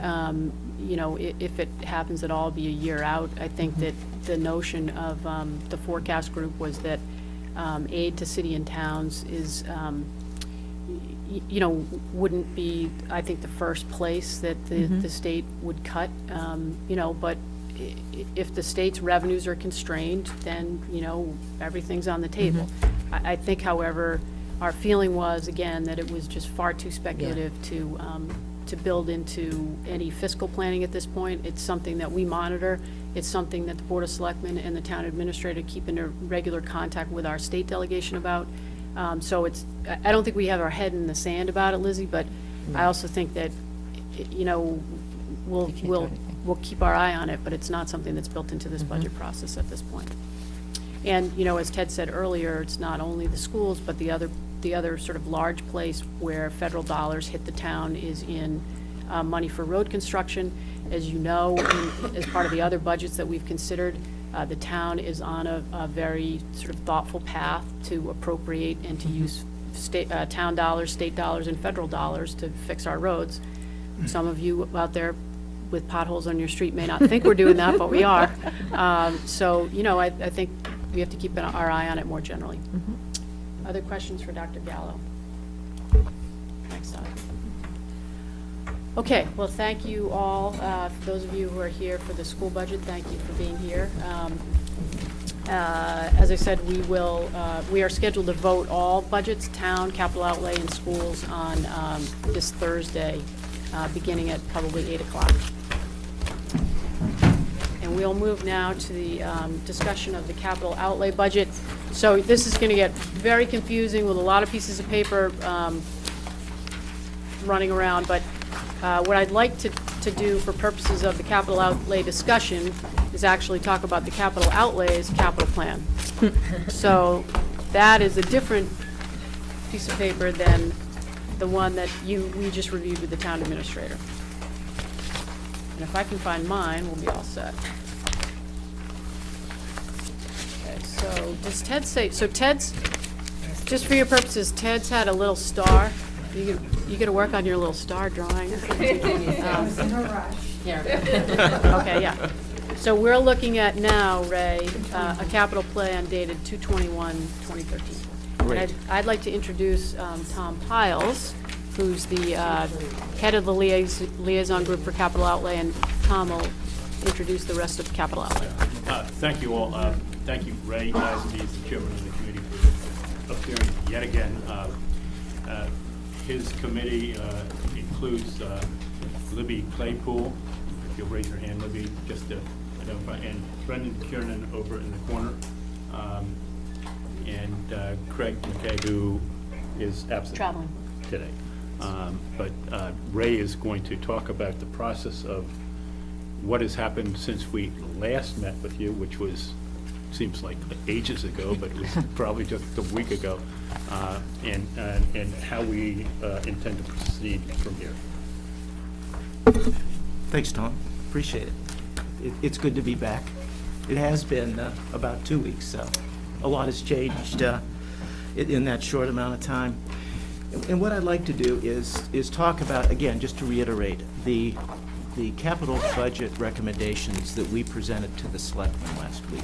And again, to echo what Karen had said, this does not include the recommendations that Ted outlined with you earlier this evening. We're going to be meeting tomorrow to discuss his recommendations, so we'll be able to come back to you with our final recommendations for capital for 2014 and out years. But given the fact that we're talking about cuts, what I'd like to do again is, please indulge me, I'd like to give you a bit of background information that I did 2 weeks ago. In typical years, we get $3.5 million worth of capital requests. And if you look back over time, we should be, and typically have been, funding $2 million of those requests each year. During the last 5 years, we have had requests, again, of the 3.5. However, average capital expenditures have been, on average, about $1.1 million. Now, that, as I mentioned 2 weeks ago, was a function, was skewed a bit lower because in 2009, we recommended capital outlays of $125,000. So if you adjust those out, we have been funding about $1.4 million on average for the last 5 years. So it's clear that we have been underfunding capital expenditures for a number of years here. Now, these expenditures, as you know, don't just go away. They're just deferred and pile up in subsequent years as you look at the out years of the capital budget that we've shown to you. So I'd like to, as I said, I'd like to give you an overview of the 2014 capital plan. Now, a number of the items that we discussed 2 weeks ago have remained the same. So what I'd like to do is to give you an overview of each one of the departments and highlight certain notable items. But I'll be happy to answer any questions as I go through the departments. And also, again, as I said, we're all bottom line people, and let me tell you what the recommendation overall was for the selectmen, as you could see, and compare it to what we had discussed in our first session with you. 2 weeks ago, when we discussed capital outlay for 2014, the prior recommendations, these are funded by tax levies, is about $2.3 million. As you can see, the recommendation is now been reduced to about $1.1 million, a reduction of $243,000. And those capital requirements funded by user rates and charges remain at $422,500. So those have not changed. So let me start with the accounting department. Originally, when we last met, with respect to, we were recommending $158,000 for the townwide phone system. Now, we subsequently found out that $40,000 were available from the middle school budget for the phone system, so we have reduced the capital requirement that we're requesting to $118,000. The rest of the items that we had discussed previously remain as recommended. So the total total capital expenditures for accounting MIS is $190,359. The treasurer remains the same as had been recommended previously. And town hall.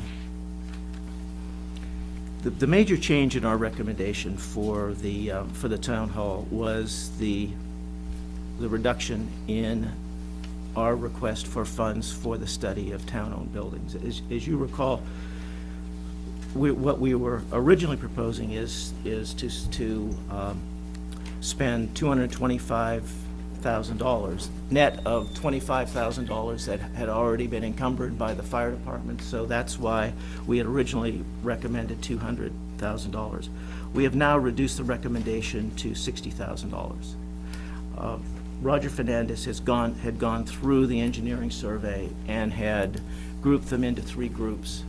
And the first group, which we believe to be the most critical of the engineering surveys, is estimated to cost $85,000. As I said, those would include the town hall, Plymouth River Elementary School, Foster, the fire stations, as we've been discussing, Hingham Public Library, and 101 Hersey Street.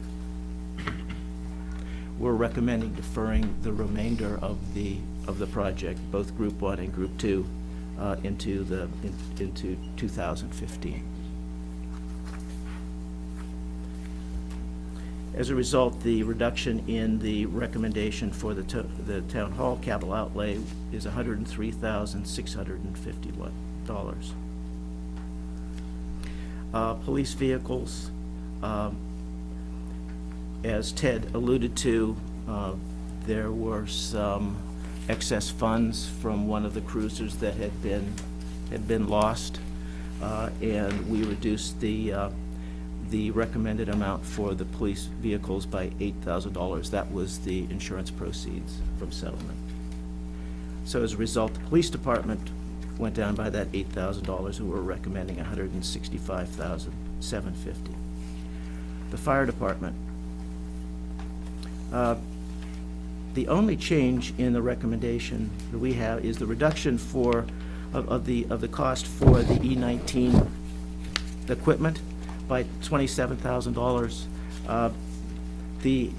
Somehow the previous spreadsheet had picked up a number in transposition, so this is the cost for this particular vehicle net of trade-in.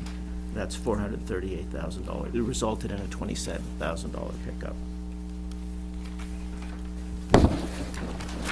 So I'm sorry, you're taking that out in your, No, or you're leaving it in? We're leaving it in, reducing it by By $27,000. okay. That's correct.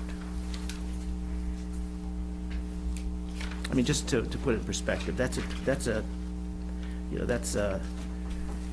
equipment was purchased in 1991. It's got estimated a 20-year life, and it's 4 years beyond the estimated life. So that piece of equipment has been in service for an extended period of time. The next department is the fire department.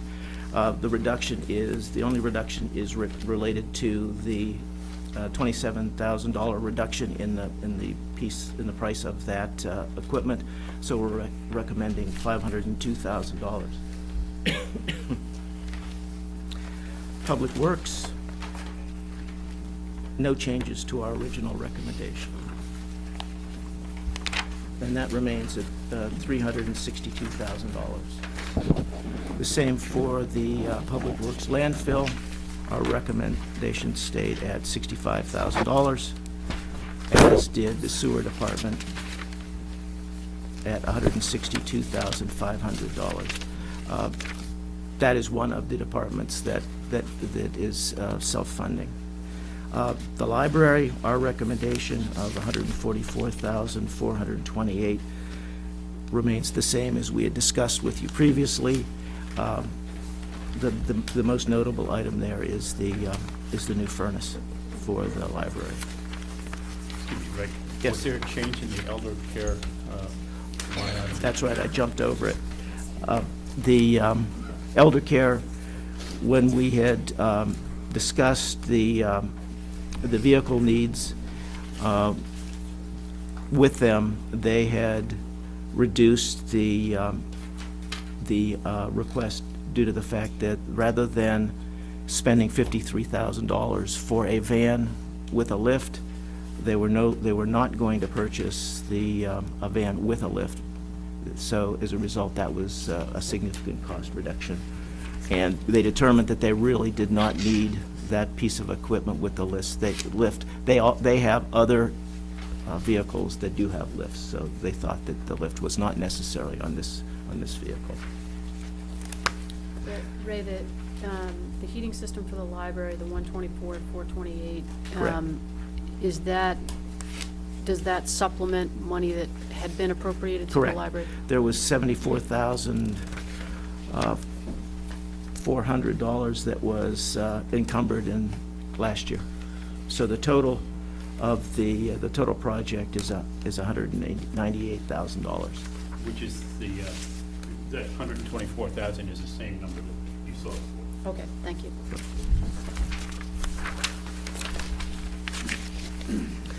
The Recreation Department, the recommendation that we discussed before remains $55,000. South Shore Country Club, the recommendation previously, $205,000, remains as we had previously discussed. As you know, that is self-funded as well. And then the school department, the total school recommendation of $550,734 remains as we had previously discussed. Hence, we arrived at the total capital recommendations of $2,537,422, of which $2,114,922 would be funded from tax levy, and the balance of $422,500 would be funded from user rates and charges. And again, just to underscore the scope, size and scope of what we're dealing with here, if you look at the total capital projects at the bottom of that and you average that, the average capital expenditures for 2014 through 2018 is $3,536,346. There's a theme here that I'm trying to drive home. So I went through that very quickly. I'd be happy to answer any questions that you might have. Dick? Ray, would you give us the rationale for reducing the study of town-owned buildings from 200,000 to 60,000 this year by deferring 140,000 to next year? That is, studying only those buildings and facilities in Phase 1 this year, rather than doing it all this year? Well, there are a number of reasons. First of all, in a perfect world, if we had additional funds, it would be preferable to do 200, the full study together. Right. However, we're not unrealistic, and we have to deal with the realities of the funding.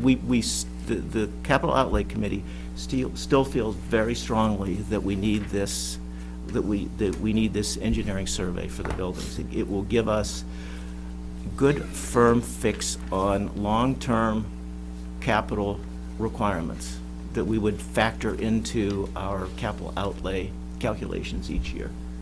And we also listened to what this committee said. You had some strong feelings about that amount, and as we thought about it and looked in the context of the other priorities, we thought this was a reasonable approach. It would allow us to approach what we acknowledge are some of the buildings that need evaluation and work, like the fire buildings, as well as town hall and some of the school buildings. So those high-priority buildings are in Phase 1? Correct. Yes, they are. And let me, if I may read them. Town Hall, Plymouth River Elementary School, Foster Elementary School, the fire stations, including, it's both north and south, as well as central, the Hingham Public Library, and 101 Hersey Street. Thank you. Strangely enough, the proponent of this study has more or less lifted the requirement, or the request, and deferred it for next year. De facto, Ted is basically saying we can defer the study, except for the fire department, for a year. Yeah. Thank you.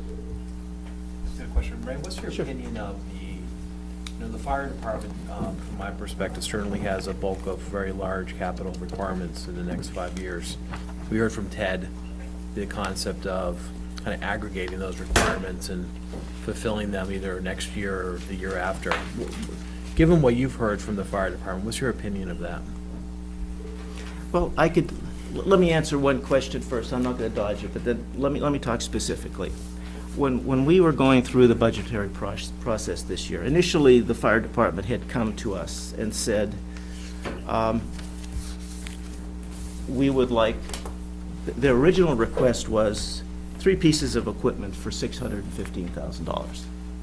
Upon reflection and thinking about the mission, Chief Duff revised his request down to this particular piece of equipment, thinking that it was probably the highest priority equipment. So, and now and quite frankly, we've asked Chief Duff to meet with us tomorrow as part of the meeting. We'd like to get his feedback for this change, because it seems to be a change from what we had understood before. Now, at the end of getting back to appropriate finance, I mean, those of us in finance, you want to do, you're torn between appropriate financing. If you can get some economy of scale by purchasing equipment all at once and a reasonable interest rate and lock it away and avoid any inflation in prices, that may be a reasonable approach. But at some point, you've got to bite the bullet, because if that for one reason or another doesn't happen next year because of interest rates, because of other priorities, it's just, again, you're moving it one more year down the road. So. But it does, one of the things that we talked about the last time you were with us, Ray, was this notion that we can't seem to get to all the capital needs that we have. Yeah. And so one of the things that intrigues me about something like this is to try to be creative in assessing what's in the plan and thinking about different ways that we might approach providing resources to the plan. So, you've been at this longer than I have, so, when I came aboard, we were committed around this table to paying for capital out of our operating budget and not using fund balance to address these capital needs. Gotcha. And so that has the effect of constraining what we can buy. And so, we have the tension of things that we need to replace, and constrained resources. So I guess the only other thing, or one of the other things that concerns me about that buying program then is, then you have now 5 pieces of equipment that we bought in 2014 that are going to cycle through the system at the same time. Correct. So it to me, sort of commits you to potentially, a different program in purchasing big pieces of equipment like that.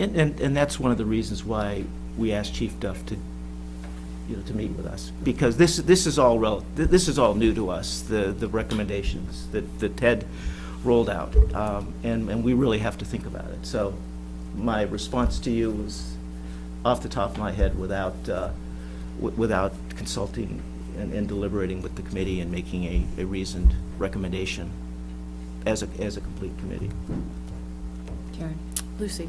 Ray, in your meetings with Mark over the past couple of years, have you spoken about the possibility of relocating any of the stations?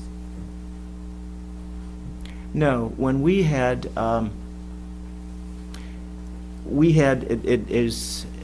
periodically go on a tour of facilities, and the last time we had a tour of the facility so that we could get a better sense for what was going on at North and South Fire Station. He mentioned in passing that one of the things that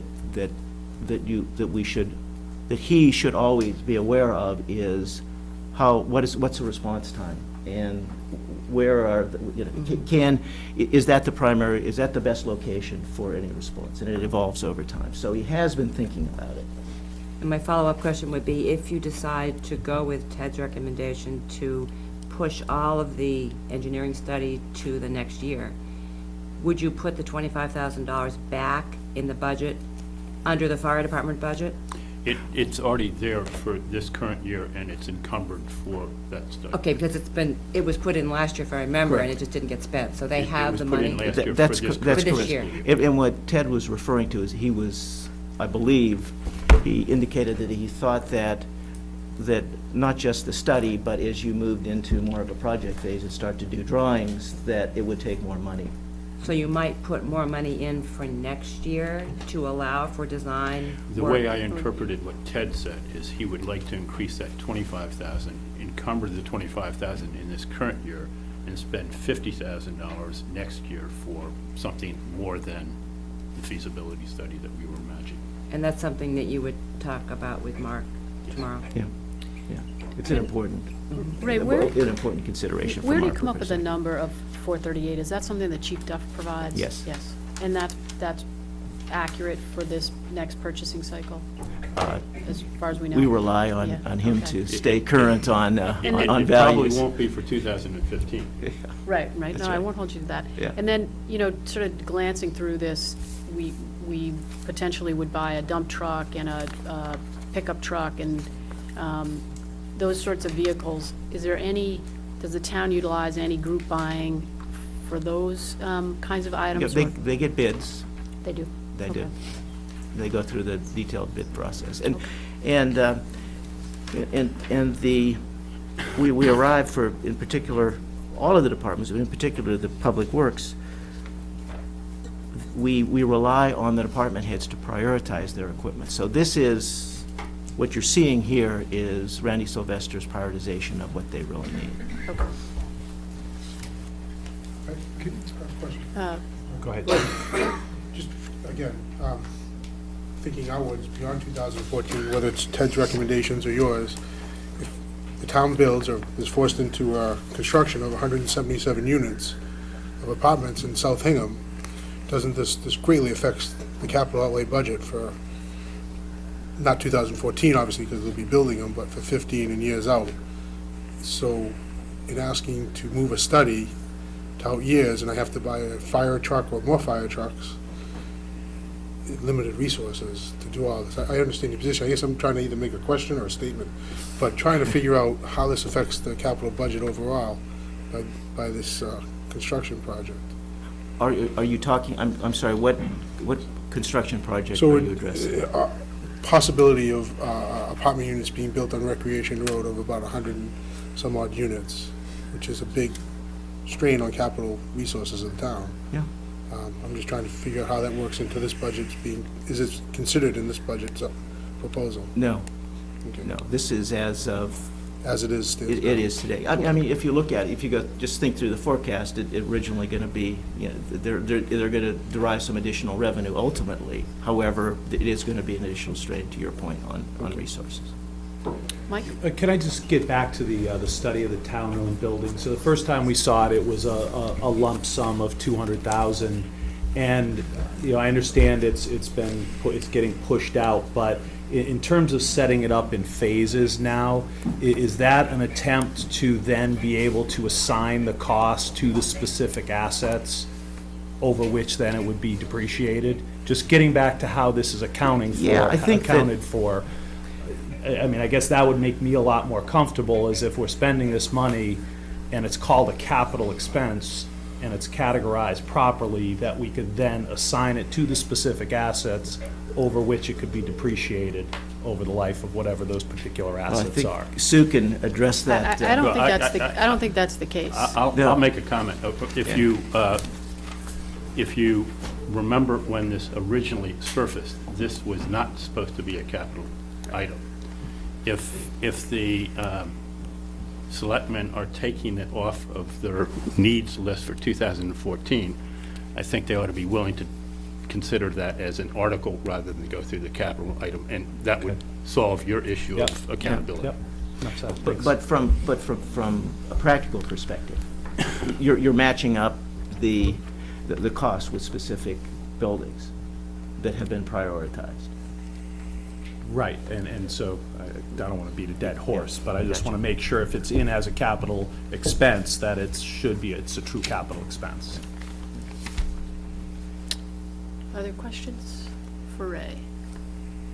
I have a couple things that I'd like to comment. If you look at the procedure and go back just 4 or 5 days ago, when Ray presented the vote upon recommendation that the capital outlay group came up with for $2.1 million, it was very interesting that one of the selectmen actually asked us to increase the budget.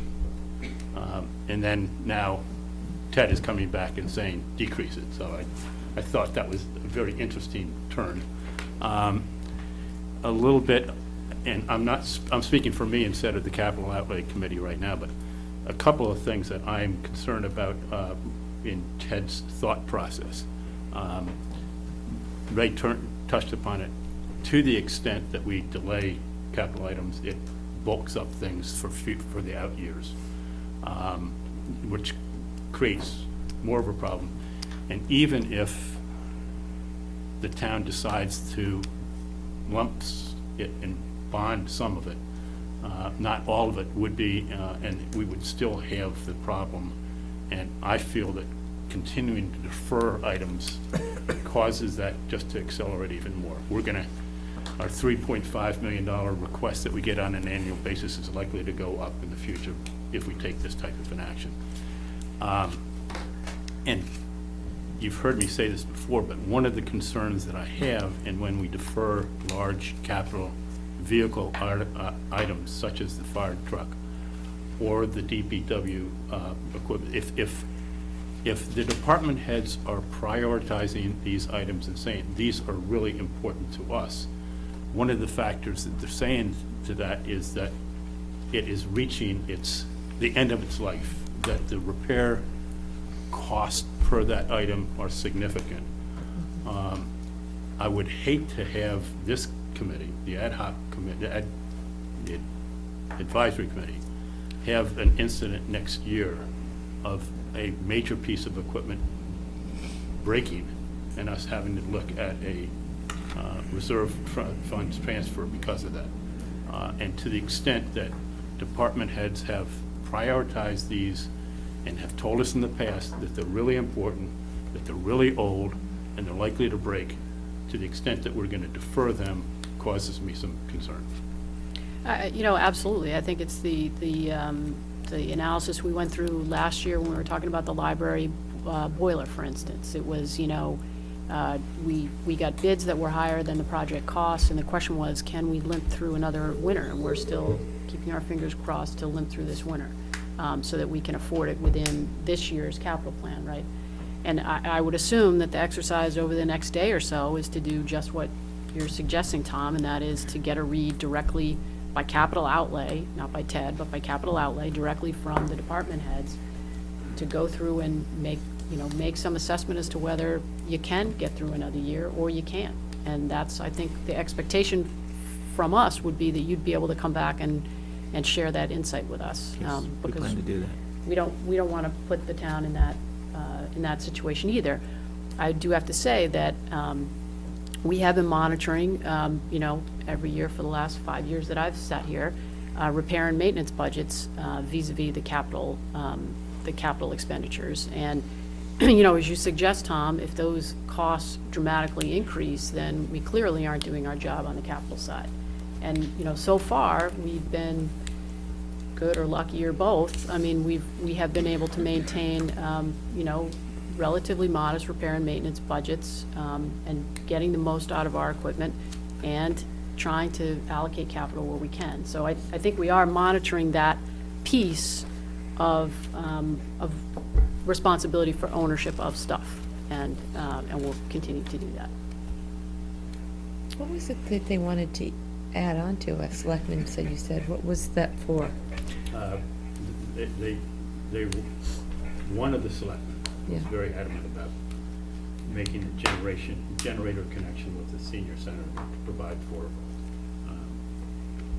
the ability in dire situations to have people stay. Okay. Not unlike the Sandy storm or the most Nemo storm or whatever it was named.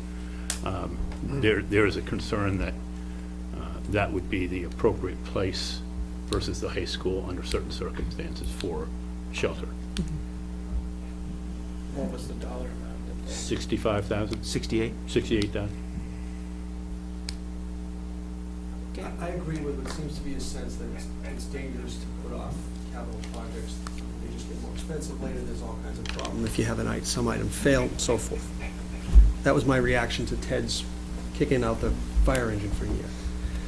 But just to keep all the pressures in mind at once, if I'm reading these numbers right, in Ted's forecast, he had $1.4 million for capital outlay.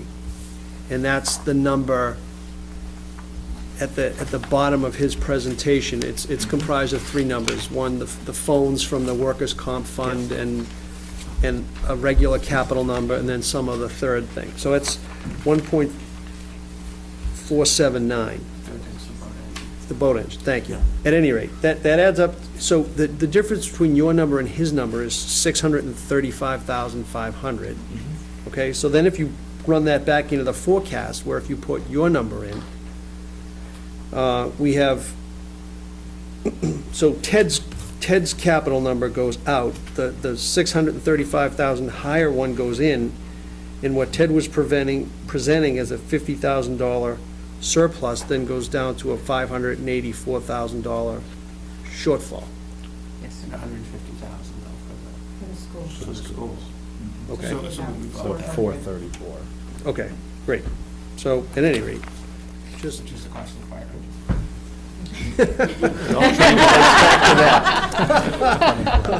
right, thank you. No, tie that all together nicely, so. At any rate, it's just, So if you can come up with that between now and Thursday, that'd be great. We would make all of our lives a lot easier. One second. Sorry, you know, just in listening to what Ray said, and the commitment that we made here, when we made the change to fund capital as a line item instead of out of fund balance, it's an excellent idea, but we actually have never lived up to the number that we put in there. And so I think we have some, you know, should maybe rethink how committed we are to that number, because that's the one that, at the end of the day, is always kind of where we make up the difference. And I think we are seeing now the effect of that, and so we need to decide whether we're going to be more committed to that number, and to prevent some of the maintenance costs or a breakdown or having to go out, because no matter, you know, to me, if you have to borrow to pay for something, you're paying for the borrowing too. Better to buy it if you can, so. And the pressures, the capital asset, the stock of capital assets is only growing.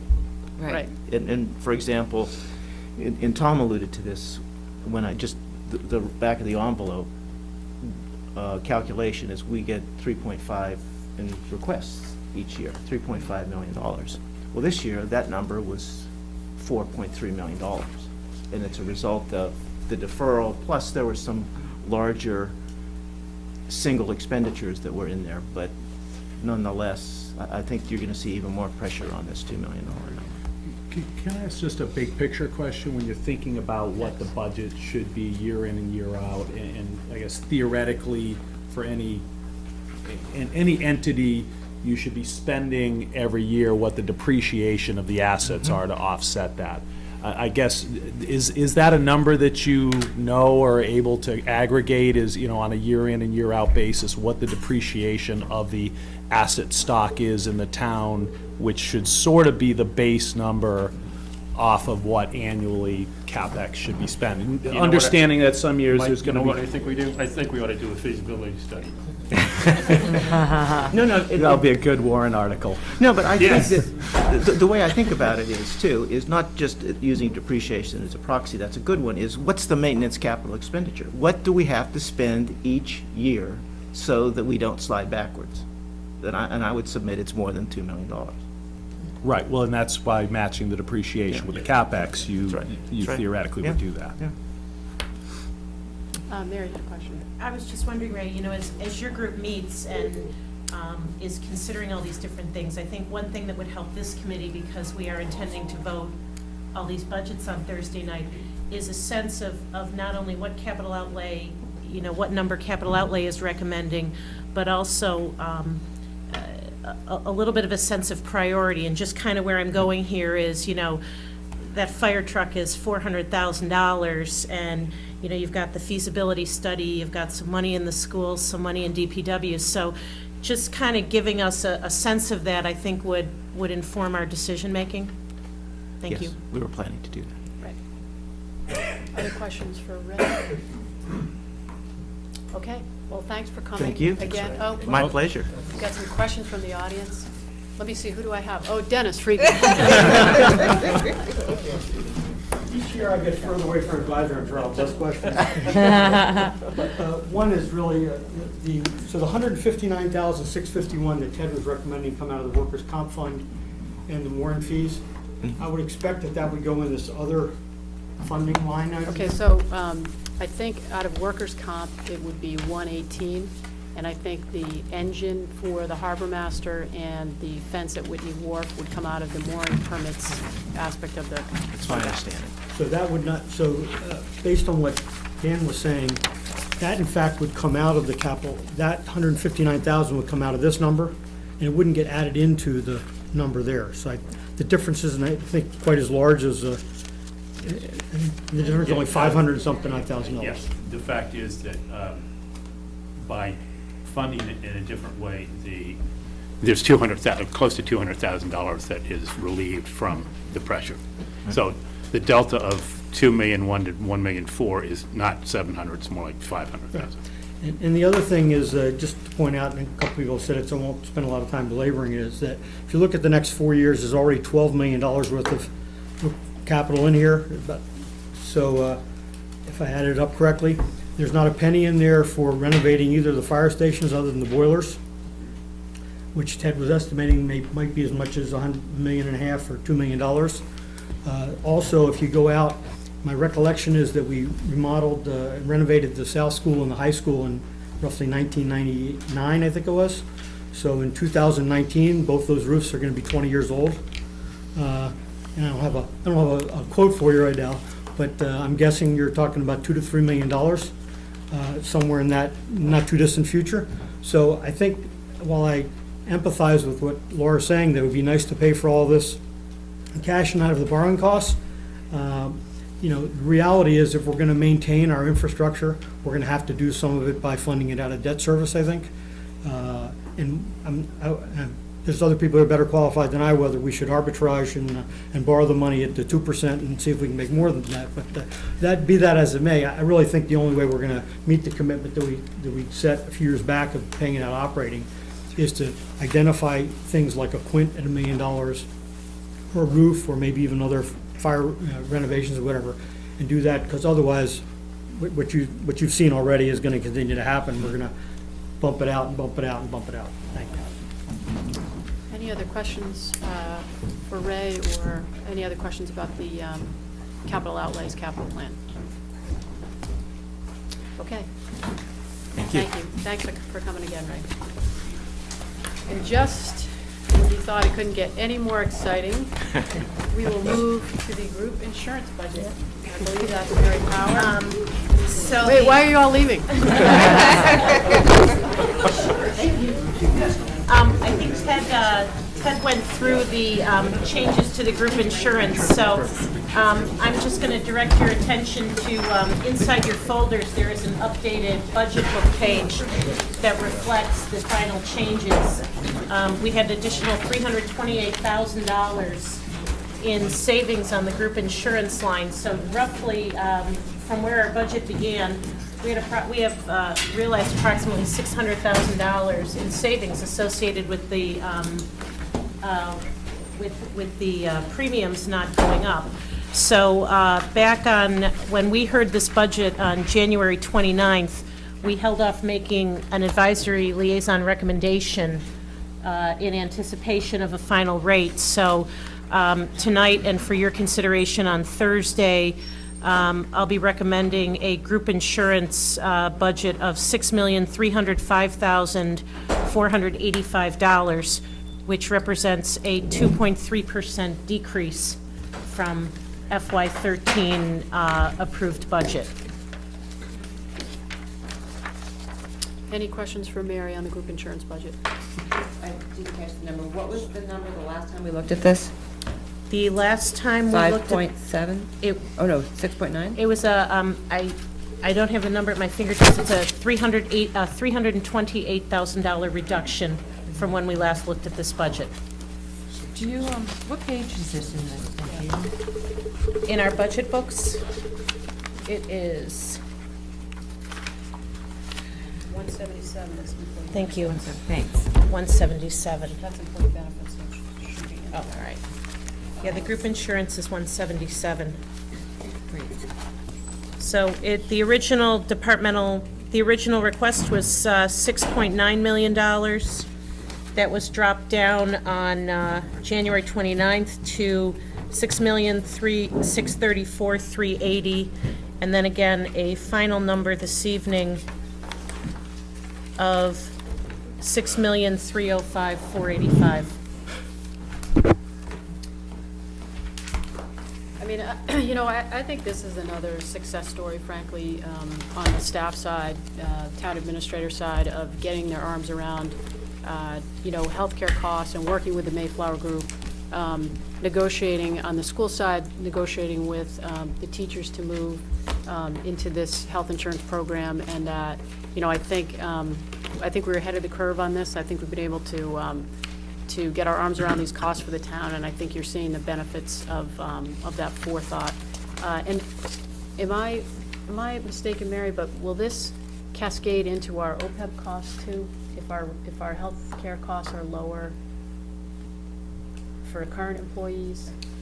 It will, but they'll redo the analysis next year. That's when it will be Okay. determined if that impacts OPEB, but it should. But sort of longer term, it should, Yeah, right? because there's a anticipated rate of increase Yeah. built into the analysis. Okay, So hopefully that will change. okay.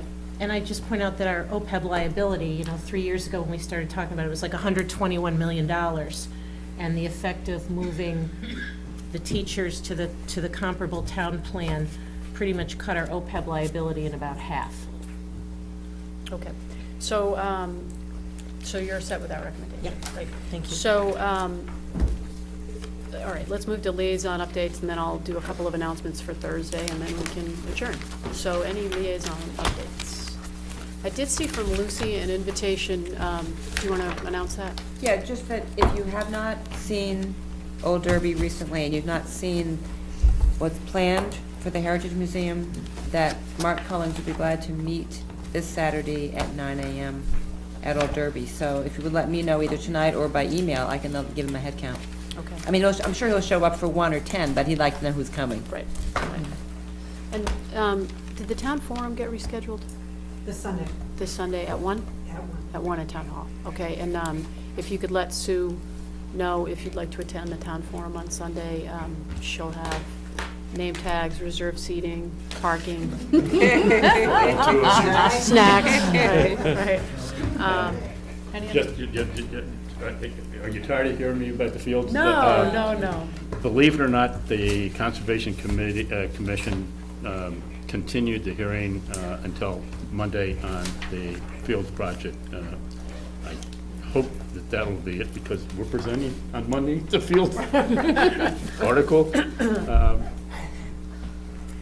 Okay, well, nothing like coming down to the crunch time.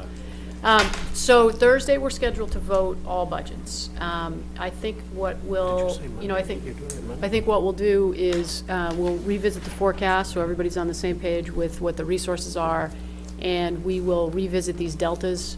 We will revisit the add-ins on the town side, which is about $250,000, if I remember, and we'll parse through them, and we'll have the recommendation from capital outlay, as well as the suggested capital plan from the town administrator that we can compare, and we'll have to put those numbers together and vote. So my sense would be that we would have some general discussion in the beginning, and that we would talk about the sort of various moving pieces, and then we will go through and vote the budgets just like we will do at town meeting. So if anybody has any questions or thoughts or any other analysis they'd like to bring to the table, that's great. I have a question on this form. Is this from you, Mary, I'm assuming? This is what we have recommended an extra Yes. additional cost, right? How does that compare to what Ted? That's baked So into the... what Lizzie's referring to is this document. This contains the liaison requests. This ties directly to Ted's recommended budget, which is reflected in the forecast with So one he- exception. Okay. And that is, and it's not a total bottom line, but it's components. On the library, you notice that the liaison recommendation here has $7,000 for custodial or personnel and $18,000 for books. Ted is recommending $25,000 in additional dollars to the library, but he's recommending it all in expenses. Okay. So it's and just books. the difference is just in the breakout of the dollars. But this is all, he incorporated this into his new forecast, right? That's correct. That's Okay, all all right, reflected in great. the forecast. The only thing that Thanks. I would point out in the budget scorecard is that the education number that you see here is the liaison recommended, and that's in our column. Oh, okay. Of restoration of $276,741. Now that the school committee has voted a budget, the town recommended budget for the school committee contains $432,000 in additional services, so that's that $155,000 delta. And I hate to introduce, one more piece of paper to this, but it would probably be helpful to have the forecast updated to reflect kind of where we are currently with the school number, right? So what we're carrying in the forecast right now is the school committee voted number. Okay. Okay. So the budget scorecard, just to make a point, has right now the column called FY14 Town Administrator School Committee Recommended ties to Ted's forecast. The column called FY14 Liaison Recommended ties to the numbers that have been presented and discussed. The capital outlay number carried in Town Administrator forecast is $1,479,000.